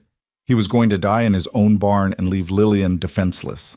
Then a shotgun blast split the night. Both men froze. Caleb managed to turn his head and saw her, Lillian standing in the barn doorway in her nightgown, his shotgun at her shoulder, her face set in lines of absolute determination. Step away from my husband, she said, her voice steady despite the weapon's kick. That was a warning shot. The next one won't be. Merrick's hand went to his gun. You don't have the nerve, little girl. Try me. Lillian pumped another shell into the chamber. I've got 6 more shots and I only need 2, 1 for each of you. And at this distance, even I can't miss. The sound of running footsteps made everyone turn. Avery burst into the barn, his own gun drawn, his deputy right behind him. Everyone freeze! Merrick and the scarred man looked at each other, calculating odds. Then slowly, reluctantly, they raised their hands. Smart choice, Avery said. Now on your knees, both of you. As the deputy secured the 2 men, Avery moved to check on Caleb. How bad? I'll live, Caleb managed, though his head felt like it was splitting open. Thanks to my wife. Lillian was suddenly at his side, the shotgun abandoned, her hands gentle as she examined his injury. You're bleeding. We need to get you to the doctor. I'm fine. You're not fine. You took a shovel to the head. There were tears in her eyes now, her composure cracking. I heard them from the house. I grabbed the shotgun and ran. If I'd been 1 minute later, but you weren't. He reached up to cup her face, ignoring the way the movement made his head spin. You saved my life. Avery cleared his throat. Hate to interrupt, but we need to talk about what happened here. Over the next hour, Caleb and Lillian told their story to Avery, while the doctor, roused from bed and none too happy about it, stitched the gash on Caleb's head. Merrick and the scarred man were taken to the town jail, protesting their innocence the whole way. "They'll lawyer up," Avery predicted. "Claim they were just checking on the property, that you attacked them first. It'll be your word against theirs." "But they painted that message on the wall," Lillian protested, "which they'll say was already there, or that you painted it yourself to frame them." Avery sighed. "I believe you, don't get me wrong, but proving it in court is another matter. These men know how to game the system." "What about Hart and Blackwood?" Caleb asked. "They're the ones who sent them." "Almost certainly, but unless one of those men testifies against them, we can't prove that either. Men like Hart don't get their hands dirty directly." Avery looked at them seriously. "Here's what's going to happen. Those two will be held for a few days while we investigate. Hart and Blackwood will hire expensive lawyers. Eventually, they'll either be released or get minimal sentences. And they'll try again, smarter next time." "So what do we do?" Lillian asked. "You keep your guard up, you watch each other's backs, and you consider whether staying here is worth the risk." Avery held up a hand as Caleb started to protest. "I'm not saying run. I'm saying think about it. This is your home, but it's not worth dying for." After everyone left, Caleb and Lillian sat together in the cabin as dawn began to break. The doctor had given Caleb laudanum for the pain, but he'd refused it, not wanting his judgment clouded. His head throbbed mercilessly, but he was alive. They both were. "We should talk about what Avery said," Lillian began. "There's nothing to talk about. This is our home. I'm not running." "Caleb, they almost killed you tonight." "But they didn't. Thanks to you." He took her hand. "You were amazing, you know that? Most people would have frozen. You grabbed a shotgun and faced down two killers." "I was terrified." "But you did it anyway. That's what courage is." She was quiet for a moment, then spoke softly. "I couldn't let them hurt you. The thought of losing you, of being alone again, I couldn't bear it. Somewhere in the last few weeks, you've become essential to me." "You're essential to me too." He turned to face her fully, ignoring the way the movement made his head swim. "Lillian, I know we got married for practical reasons. I know it was supposed to be about protection and legal rights. But somewhere along the way, it became real for me. You became real for me." "It's real for me too," she whispered. "I tried not to let it happen. I tried to keep my distance, protect my heart, but you're impossible not to care about." They kissed then, softly at first and then deeper, all the fear and relief and growing love pouring into that connection. When they finally pulled apart, both were breathing hard. "I'm not giving this up," Caleb said fiercely. "I'm not giving you up. Not to your uncle, not to Blackwood, not to anyone. We fight for this. For us. Together," Lillian agreed. "Whatever comes, we face it together." As the sun rose over the Montana mountains, painting their world in shades of gold and hope, they held each other and made silent promises. This was their home, their life, their chance at something beautiful after so much darkness. And they would fight for it with everything they had. The war with Edward Hart and Horace Blackwood wasn't over. In fact, it had barely begun. But Caleb and Lillian Donovan were no longer just two people bound by convenience. They were partners, allies, and if given time, they might just become the one thing that terrified Edward most, a happily married couple who couldn't be broken or bought. The days following the attack fell into a new pattern defined by constant vigilance and growing closeness. Caleb's head wound healed slowly, leaving a scar that Lillian traced gently with her fingers when she thought he was sleeping. They no longer maintained any pretense of distance. Each night they held each other close, drawing comfort and strength from the simple fact of being together. Sheriff Avery visited 3 days after the barn incident with news that surprised no one. Merrick and his partner made bail. Hart and Blackwood provided the money, though they claimed they'd never met either man before. The judge had no choice but to release them pending trial. "Which means they're free to try again," Caleb said flatly.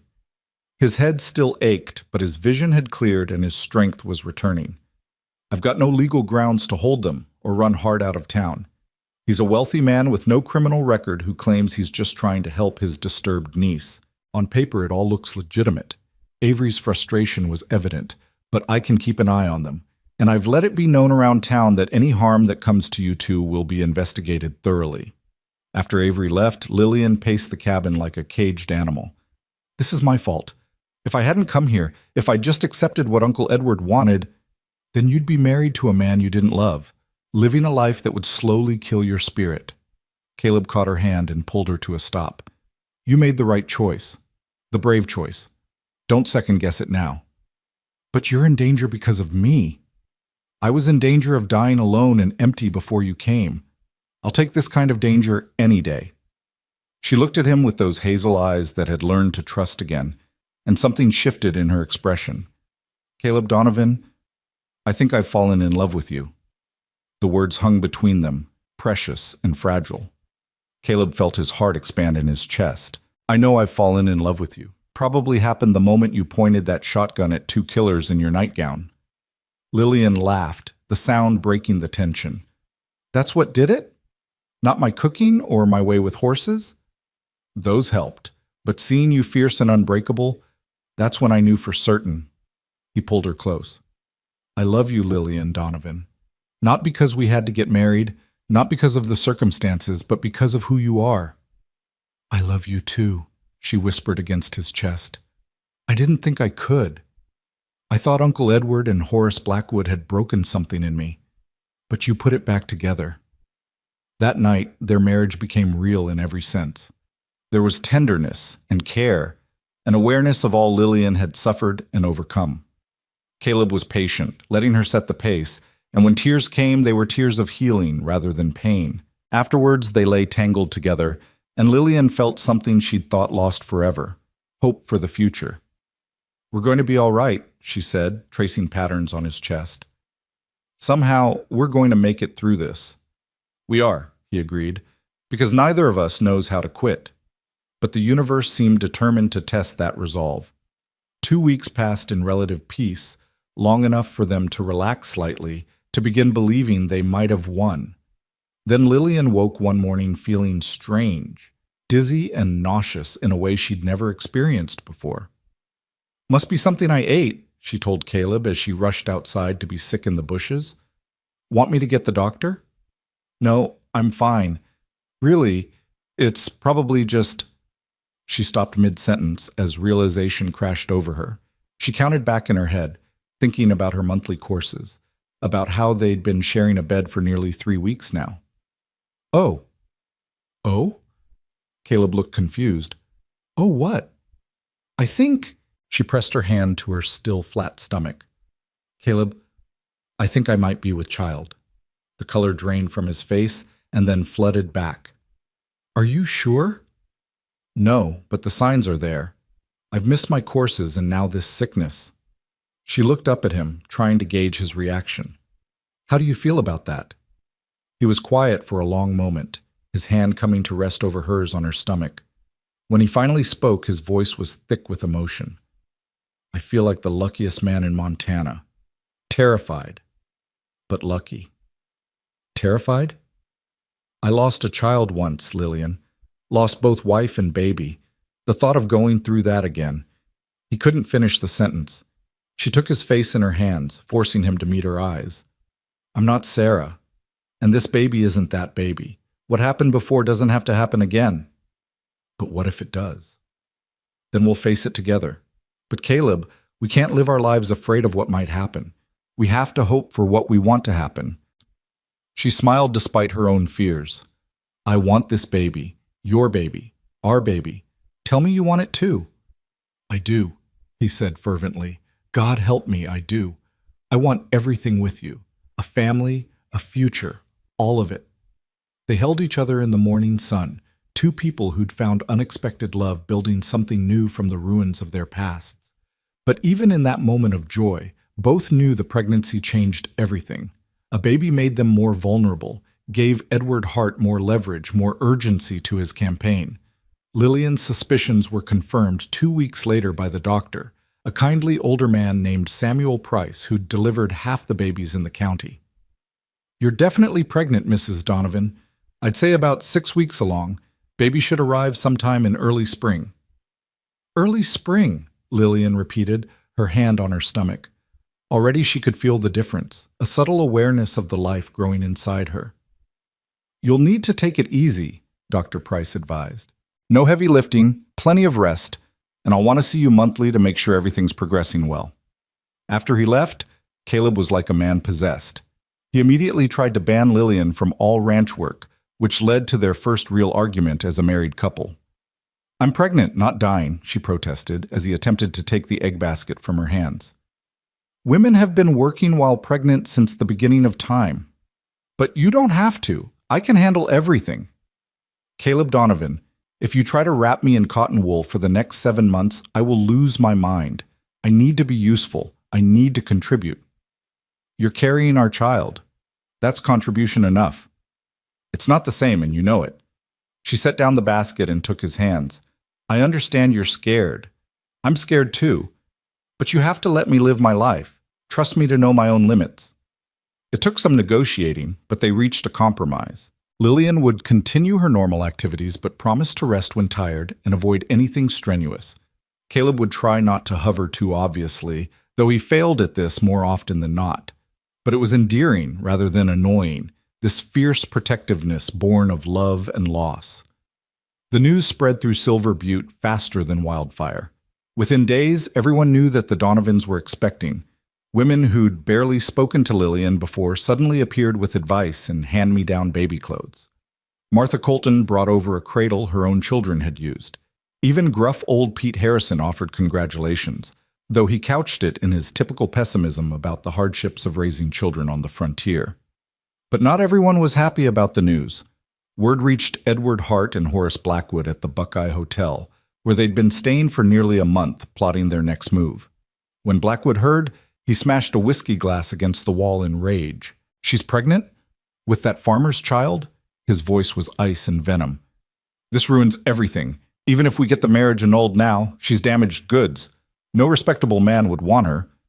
Edward Hart sat in his chair like a bloated spider, his cold eyes calculating. "Unless we remove the child from the equation." Blackwood stopped pacing. "What are you suggesting?" "I'm suggesting that pregnant women sometimes have accidents, falls, injuries that result in unfortunate losses." Edward's smile was cruel. "And once she's lost the baby and realized that frontier life is too dangerous for a woman of her breeding, she might be more amenable to coming home." "You'd risk killing her?" "If necessary. But I'm betting we won't have to. We just need to make her see that staying here puts not only herself at risk, but any children she might have. Fear is a powerful motivator." They began planning, but this time they were more careful. No hired thugs who could testify against them. No direct action that could be traced back to them. Instead, they would use proxies and accidents, each one deniable, each one designed to terrify Lillian into submission.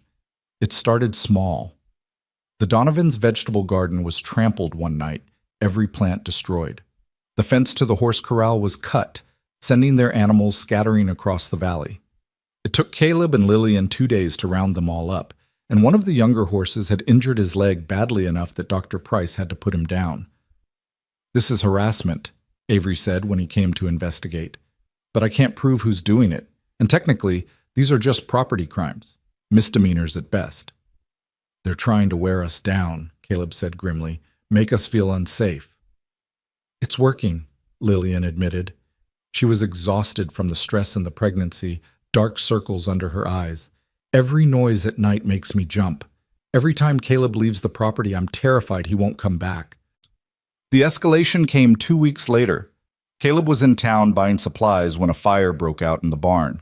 Lillian was alone at the house and smelled smoke before she saw flames.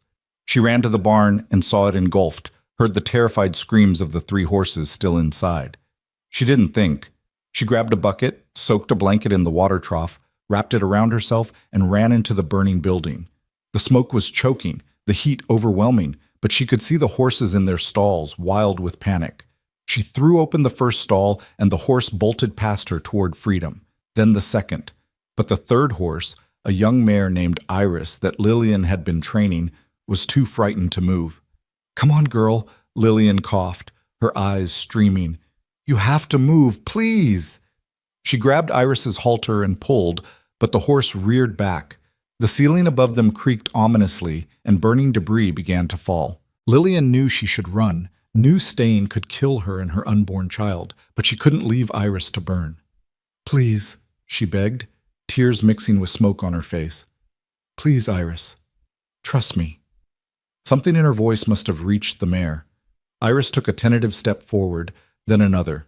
Lillian backed toward the door, maintaining eye contact, talking softly, even as flames ate through the barn's structure. They were nearly out when a beam collapsed behind them, missing Iris by inches.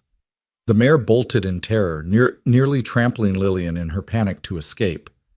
Lillian stumbled out of the barn just as the roof caved in with a roar of flame and destruction. She collapsed on the ground, coughing and gasping, her nightgown singed and her face black with soot. Her hands instinctively went to her stomach, praying the baby was unharmed. That's how Caleb found her when he came racing up the road, having seen the smoke from a mile away.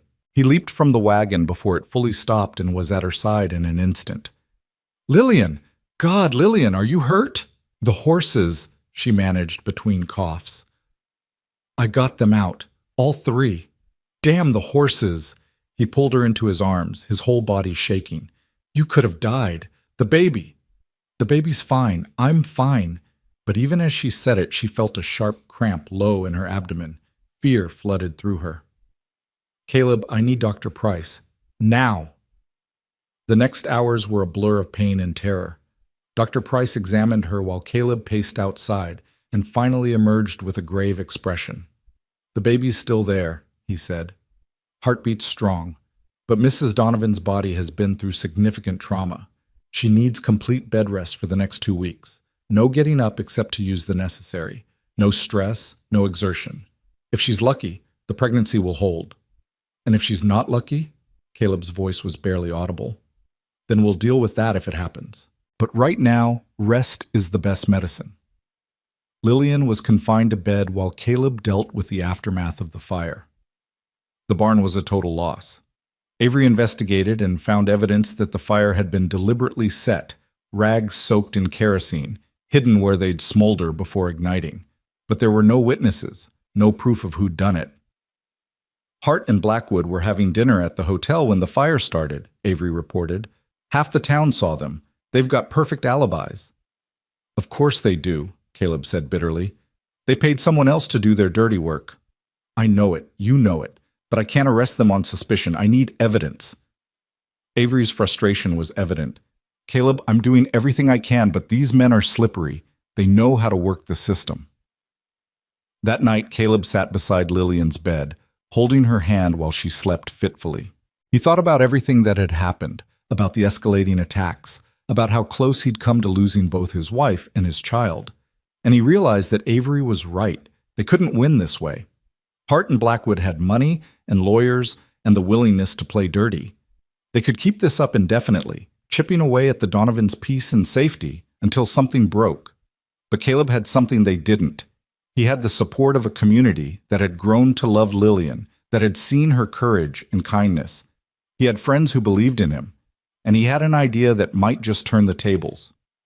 The next morning, he called a meeting at the church. Every rancher, shopkeeper, and family in Silver Butte showed up, curious about what Caleb Donovan needed so urgently. He stood before them, hat in hand, and told them everything. The whole story of Lillian's escape, the forced marriage proposal, the beatings, Edward Hart's campaign of terror. "I know some of you have wondered why a Boston lady would marry a rancher like me," he said. "Wondered what secrets we were hiding. Well, here's the truth. My wife came west to escape a man who beat her and tried to sell her to the highest bidder. And now that man is in Silver Butte trying to destroy everything we've built, trying to terrorize her into going back to him. Yesterday, someone set fire to my barn while Lillian was alone. She could have died saving our horses. Our unborn baby could have died." There was a murmur of shock and anger through the crowd. Martha Colton stood up, her face flushed. "That's outrageous. Why hasn't the sheriff arrested these men?" "Because they're careful," Caleb explained. "They never do the dirty work themselves. They hire people and make sure they have alibis. Legally, there's nothing Avery can do." "Then what can we do?" asked Frank Thornton. "We can make them feel as unwelcome in Silver Butte as they've made my wife feel unsafe on her own property.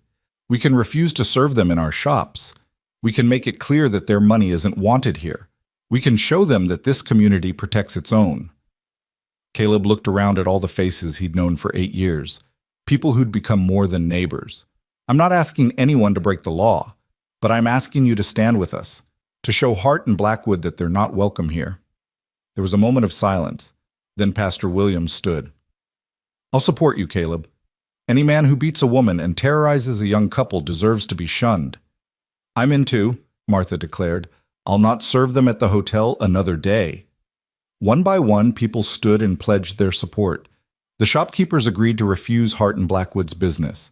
The saloon owners said they could find somewhere else to drink. Even old Pete Harrison, who'd never shown much interest in anyone's problems but his own, stood and said he'd keep an eye out for any more hired thugs coming through town. Thank you, Caleb said, his voice thick with emotion. Thank you all. This means more than you know. Word of the town's decision spread quickly. Within hours, Edward Hart and Horace Blackwood found themselves persona non grata in Silver Butte. The hotel refused to extend their stay. The restaurants wouldn't serve them. The livery wouldn't stable their horses. Everywhere they turned, they met cold stares and closed doors. Edward Hart was furious. This is discrimination. I'll sue this entire town. Sue us then, Martha Colton said cheerfully, but you'll do it from somewhere else. Your room is needed for actual guests. Blackwood tried a different approach, confronting Caleb in the street outside the general store. This changes nothing, you know. Lillian is legally my wife and the mother of my child, Caleb interrupted, and you need to accept that and move on with your life. She was promised to me. She's a human being, not property, and she chose me. Caleb stepped closer, his voice low and dangerous. Now I'm going to give you one chance. One. Leave Silver Butte. Leave Montana. Go back to Boston and forget my wife exists. Because if anything else happens to her, if she loses this baby because of your harassment, I won't wait for the law to handle you. I'll handle you myself. Do you understand? Blackwood tried to hold his ground, but something in Caleb's eyes made him step back. You're threatening me. I'm promising you, there's a difference. Blackwood left, but Edward Hart proved more stubborn. He stayed in Silver Butte for another week, renting a room in a farmhouse outside town when the hotel refused him. He made increasingly desperate attempts to see Lillian, to talk sense into her, as he put it, but Caleb turned him away every time. Finally, Sheriff Avery paid Edward a visit with an ultimatum. I can't force you to leave, but I can tell you that if anything else happens to the Donovans, if their property is damaged, if either of them is harmed, if they so much as stub a toe, I'm going to investigate you so thoroughly that every illegal thing you've ever done will come to light. And I'm betting a man like you has plenty to hide. Edward's face purpled. You have no right. I have every right. This is my town, and I protect the people in it. You've made enemies here, Mr. Hart. Powerful ones. People who would be very interested to know about your business dealings, your gambling debts, the way you treated your niece. I've already sent letters to some colleagues in Boston. Amazing what they've dug up. This was a bluff. Avery had sent letters but hadn't received responses yet, but Edward didn't know that. He paled slightly, calculation replacing anger in his cold eyes. What are you saying? I'm saying that sometimes the price of revenge is higher than anyone wants to pay. Your niece is married, pregnant, and happy. She's never coming back to you. Accept it and move on before you lose more than just her. That night, Edward Hart and Horace Blackwood left Silver Butte. They didn't say goodbye, didn't make threats or promises. They simply packed their belongings, settled their few remaining debts, and rode out before dawn. When Avery brought the news to the Donovan ranch, Lillian was still on bed rest but looking stronger each day. Are they really gone? She asked, barely daring to hope. They're really gone. I had the station master in the next town confirm they bought tickets back east. Lillian burst into tears, relief and joy and exhaustion all mixed together. Caleb held her carefully, mindful of the baby, and felt his own eyes burning. It's over, he murmured into her hair. It's really over. But it wasn't quite over. 2 days later, a letter arrived. Lillian recognized the handwriting and almost threw it in the fire unopened, but Caleb convinced her to read it. It was from Edward Hart. Lillian, you have made your choice, and I have made mine. I wash my hands of you. From this day forward, you are no niece of mine. You will inherit nothing from me. Your name will be struck from the family Bible. When people ask about you, I will say you died. In a way, the Lillian I knew has died, replaced by this stranger who values dust and horses over civilization and family. I hope your frontier life brings you happiness, though I doubt it will. You've thrown away everything for a man who can give you nothing but hard work and harder winters, but perhaps that's what you deserve. Do not contact me again. We are finished. Edward Hart. Lillian read it twice, then carefully folded it and set it aside. Caleb watched her anxiously. Are you all right? I am, she said, and realized it was true. He's given me exactly what I wanted, freedom. He's cut me loose, which means he has no claim on me anymore. I'm not his niece. I'm not his property. I'm just Lillian Donovan, wife of a Montana rancher and mother-to-be of his child. And I couldn't be happier. She took his hand and placed it on her stomach, where the baby was just beginning to show. This is my family now.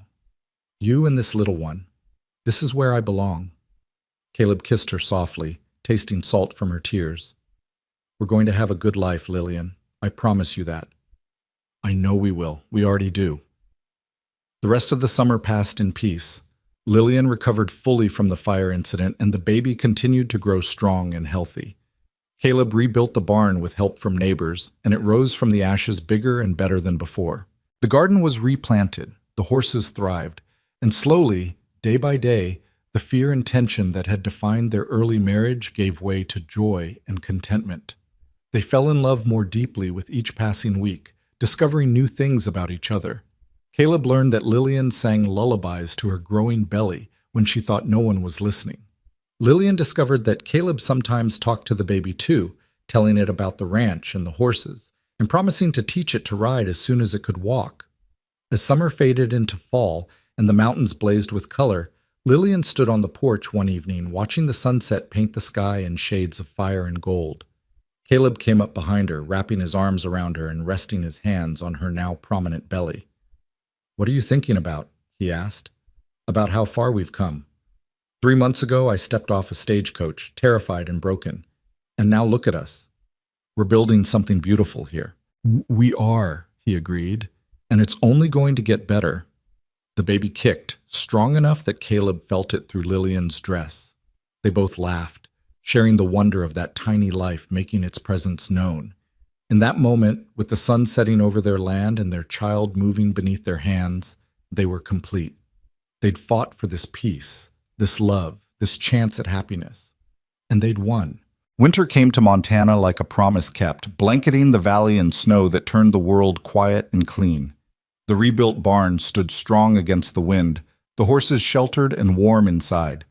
The cabin that had once housed only Caleb's loneliness now glowed with lamplight and love, smoke curling from the chimney into the crystalline air.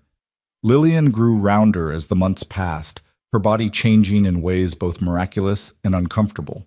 By December, she could no longer see her own feet, and simple tasks like putting on boots became elaborate productions that left her frustrated and laughing at herself. Caleb treated her like spun glass, which both touched and irritated her in equal measure. I'm pregnant, not made of porcelain, she reminded him for the 100th time as he tried to carry her over a patch of ice on the porch. Humor me, he said, not setting her down. I've already lost one wife and child. I'm not taking any chances with you. The shadow of his past still haunted him sometimes, especially as they drew closer to Lillian's due date. She'd wake in the night to find him watching her sleep, his hand resting protectively on her belly. During those moments, she'd pull him close and remind him that she was strong, that their baby was strong, that what happened before didn't have to happen again. Christmas came, their first as a married couple. They couldn't travel to town for services because the snow was too deep and Lillian too pregnant, so they celebrated alone in the cabin. Caleb had secretly carved a cradle from pine, sanding it smooth and painting it with careful attention. When Lillian saw it on Christmas morning, she cried so hard he worried he'd done something wrong. These are happy tears, she assured him, running her fingers over the smooth wood. It's perfect. Everything is perfect.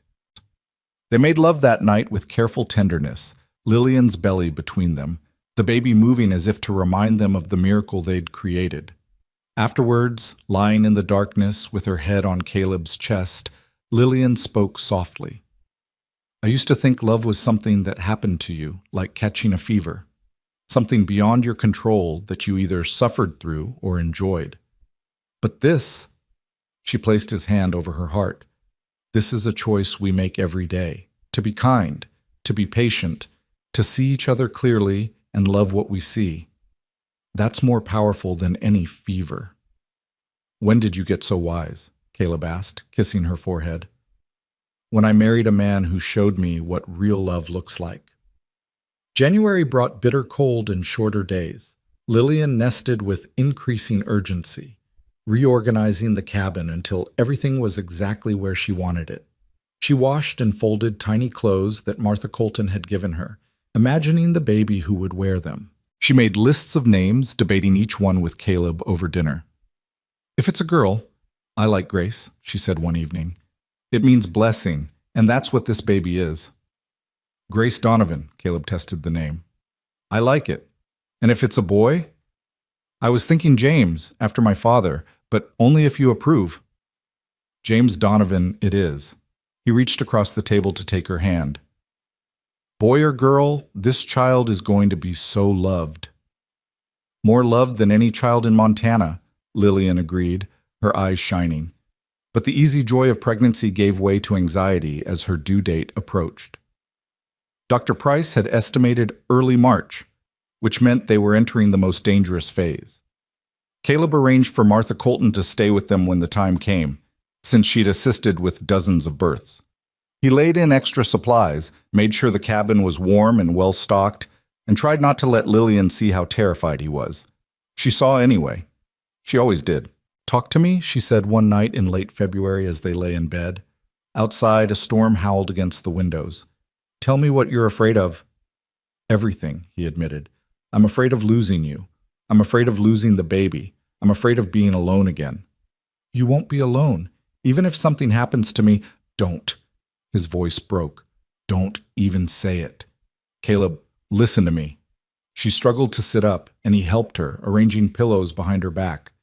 We can't control what happens, but we can choose not to let fear steal the joy we have right now. I'm healthy. The baby's healthy. Dr. Price says everything looks good. We have to trust that. I'm trying. I know you are, and I love you for it. She took his face in her hands. But I need you to believe with me. Believe that in a few weeks, we're going to be holding our baby. Believe that we're going to watch this child grow up, teach them to ride horses, tell them stories. Believe in our future together. He kissed her palms, her wrists, her lips. I believe, he whispered. I believe in you, in us, in all of it. The baby came on a Tuesday morning in early March, 3 days after a late winter storm had dumped 2 feet of snow across the valley. Lillian woke before dawn with a backache that grew steadily worse as the morning progressed.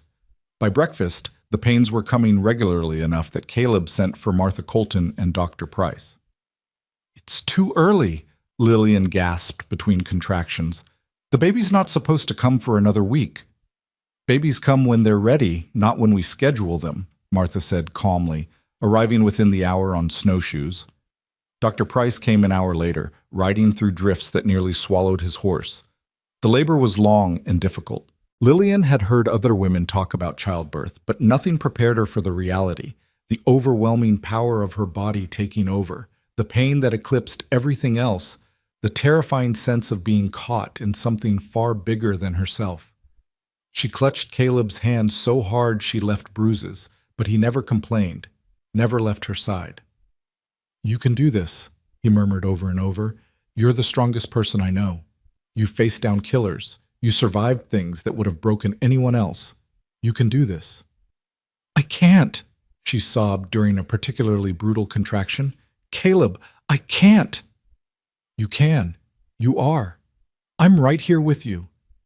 The hours blurred together. Morning became afternoon, became evening. Dr. Price's expression grew more concerned, though he tried to hide it. The baby was coming slowly, too slowly. Lillian was exhausted, her strength failing. We might need to consider other options, Dr. Price said quietly to Caleb during a brief lull.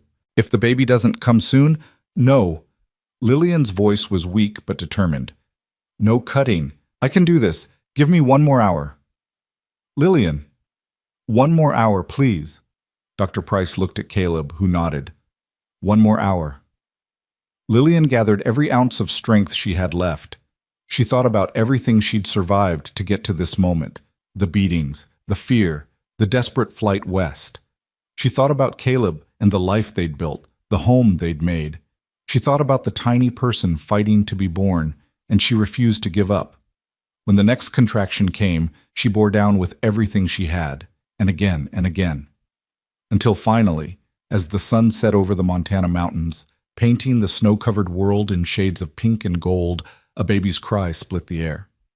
"It's a girl," Dr. Price announced, holding up a tiny, perfect infant. A beautiful, healthy girl. Lillian collapsed back against the pillows, tears streaming down her face. Caleb was crying too, laughing and sobbing at the same time as Dr. Price placed the baby in Lillian's arms. She was small and red and angry at being born, her little fists waving, her mouth open in indignant protest. "Hello, Grace," Lillian whispered, touching one tiny hand. The baby's fingers wrapped around hers instinctively, and Lillian felt her heart expand in a way she'd never experienced. "Hello, my darling girl. We've been waiting for you." Caleb knelt beside the bed, his hand covering both of theirs. "She's perfect. You're perfect. I can't believe—" He couldn't finish, too overwhelmed to speak. Martha and Dr. Price cleaned up efficiently, giving the new family space. Martha wiped tears from her own eyes as she worked. "That's the most stubborn baby I've ever seen born," she said. "She's going to be a handful." "She's her mother's daughter," Caleb said proudly. The first night with Grace was a revelation. She was so small, so fragile, yet so completely real. They took turns holding her, marveling at her tiny features, her perfect fingers and toes, the way she rooted for food with single-minded determination. When Lillian nursed her for the first time, the sensation was strange and uncomfortable and absolutely right. "I never knew I could love someone this much this fast," Lillian said, watching Grace's little mouth work. "I thought what I felt for you was the most powerful thing I'd ever experienced. But this—" "I know," Caleb said, understanding perfectly. "It's different. Both are love, but this is something else entirely." As the days passed, they settled into the exhausting rhythm of new parenthood. Grace was a demanding baby, waking every few hours to eat, crying when she was uncomfortable, requiring constant attention. Lillian was sore and tired and more content than she'd ever been in her life. Caleb was sleep-deprived and fumbling with diapers and completely besotted with his daughter.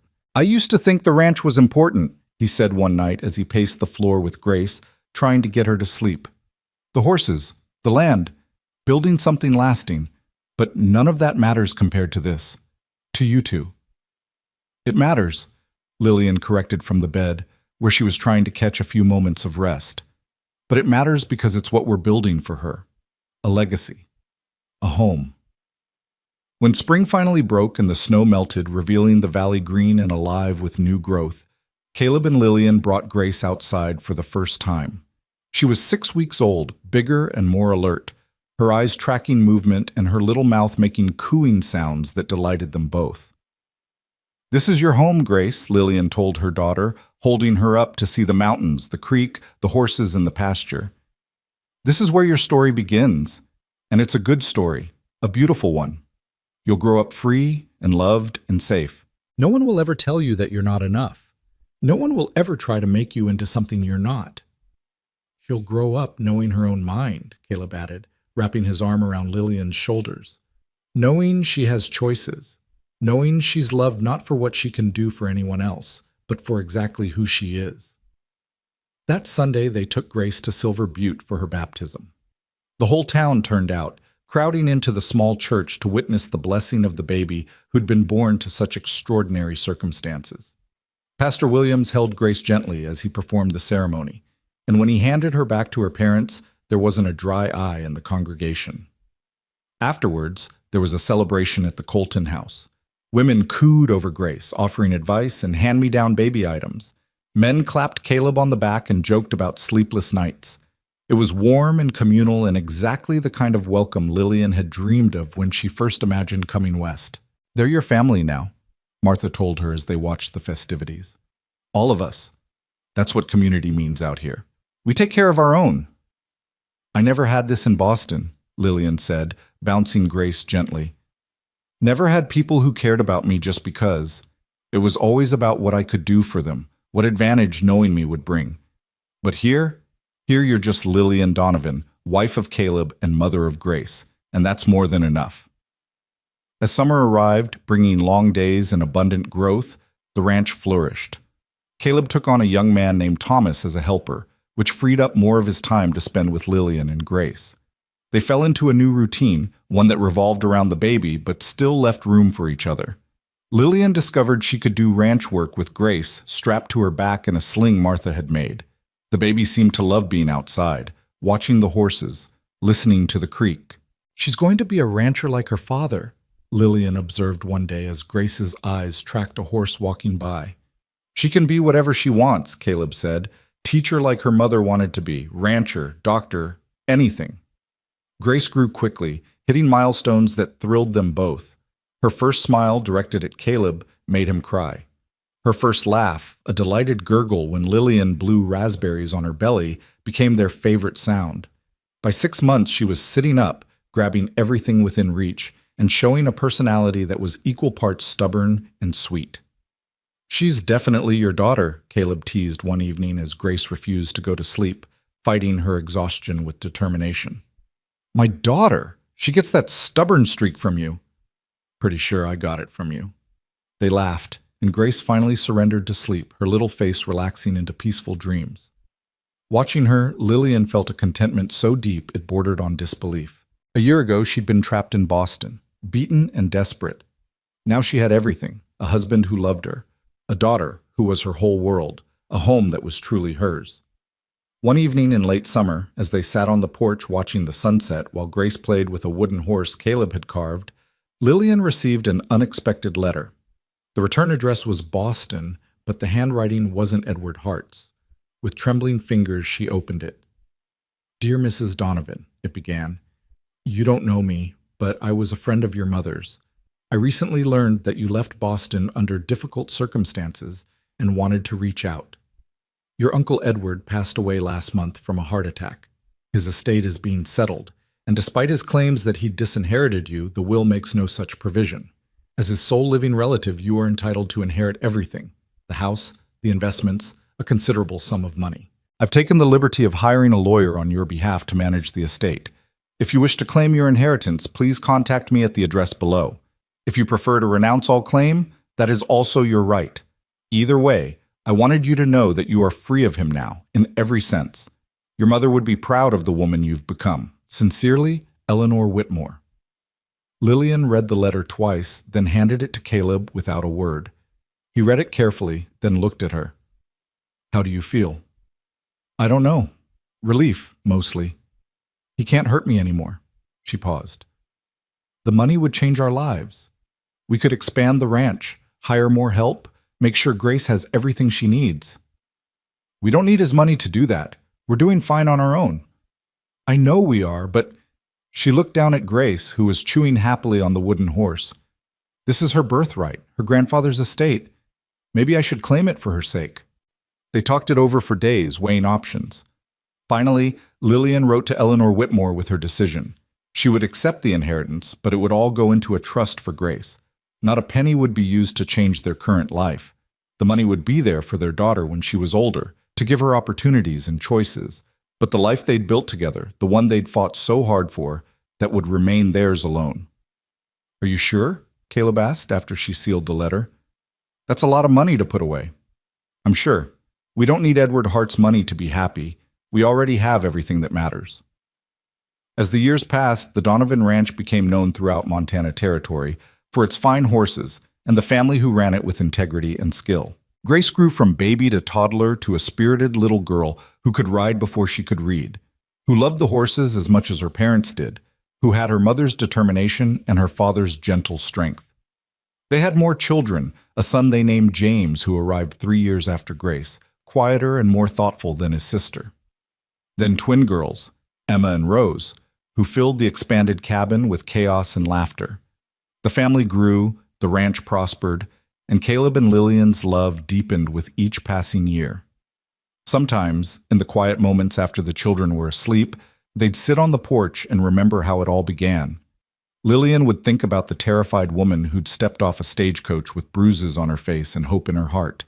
Caleb would remember the lonely rancher who'd almost given up on finding love again. "Do you ever regret it?" Caleb asked one evening, years after Grace's birth. "Leaving Boston? Everything you gave up?" Lillian looked at him like he'd grown a second head. "Regret this? Our life? Our children? You? Sometimes I wonder if you'd have been happier with someone from your own world, someone who could give you culture and society and—" She stopped him with a kiss. "Caleb Donovan, you gave me something more valuable than all the culture in the world. You gave me freedom. You gave me choice. You gave me love without conditions or expectations. You saw me when I was broken and helped me put myself back together. You gave me a life worth living." She took his hand and placed it over her heart. "This is my world now. You and our children, and this ranch, and these mountains. I wouldn't trade it for anything." "Not even for Boston," he teased. "Especially not for Boston." They kissed as the sun set over the valley, painting the sky in colors that never failed to take their breath away. From inside the cabin came the sound of children laughing, arguing over who got to tell the next story. The horses nickered softly in the barn. The creek sang its eternal song. Years later, when Grace was grown with children of her own, she asked her mother about that time. "Tell me the story again," she'd request, "about how you and Papa met." And Lillian would tell her, editing out the worst of the violence but keeping the essential truth. "I came west looking for safety and found so much more. I found home. I found purpose. I found your father, who taught me what real love looks like. And I found myself, the person I was always meant to be." "Were you scared?" Grace would ask, though she'd heard the story 100 times. "Terrified. But sometimes the things that scare us most are the things we need most. I was scared to leave Boston, scared to trust your father, scared to believe I deserved happiness. But I did it anyway, and that made all the difference." On a warm spring day, decades after that first terrifying arrival in Silver Butte, Caleb and Lillian sat on their porch watching their grandchildren play in the yard. They were older now, their hair silver, their hands weathered by years of work. But their love was stronger than ever, tempered by time and trials into something unbreakable. "You know what I think about sometimes?" Lillian said, her hand in Caleb's as it had been for 40 years. "What's that?" "That moment in the wagon, on the way here from town, when you first told me I was safe. When you said, 'You're not alone now.' That changed everything." "You changed everything," Caleb corrected. "You took a chance on a rancher you didn't know. You trusted me when you had every reason not to trust anyone. You were brave enough to build a new life." "We built it together." "Together," he agreed, pulling her close. From the yard came a child's delighted shriek as Grace's daughter, named Lillian in honor of her grandmother, successfully mounted one of the gentle mares. The little girl waved triumphantly, and Lillian waved back, her heart full. She thought about the bruised, frightened woman who'd stepped off a stagecoach so many years ago, clutching a blood-stained note and barely daring to hope. She thought about everything that woman had survived, everything she'd overcome, everything she'd built. And she thought about the words that had changed her life, the promise that had been kept every single day since. "You're not alone now." She never had been again.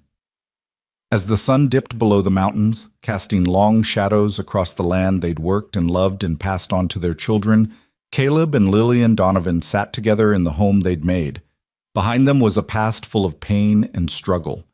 Ahead was whatever time they had left, golden and precious. But right here, right now, was perfection. They'd found each other when both were broken. They'd healed together, fought together, built something beautiful together. They'd raised children who were strong and kind. They'd created a legacy that would outlast them both. And through it all, through every triumph and every trial, they'd kept the promise they'd made that first day in Silver Butte. They'd never let each other face the world alone. That was the real story, Lillian thought as Caleb's hand tightened around hers. Not about a mail-order bride or a lonely rancher, but about two people who chose each other again and again and again, even when it was hard, especially when it was hard. Love wasn't a fever or a feeling. It was a choice you made every single day. And they'd chosen right. The end.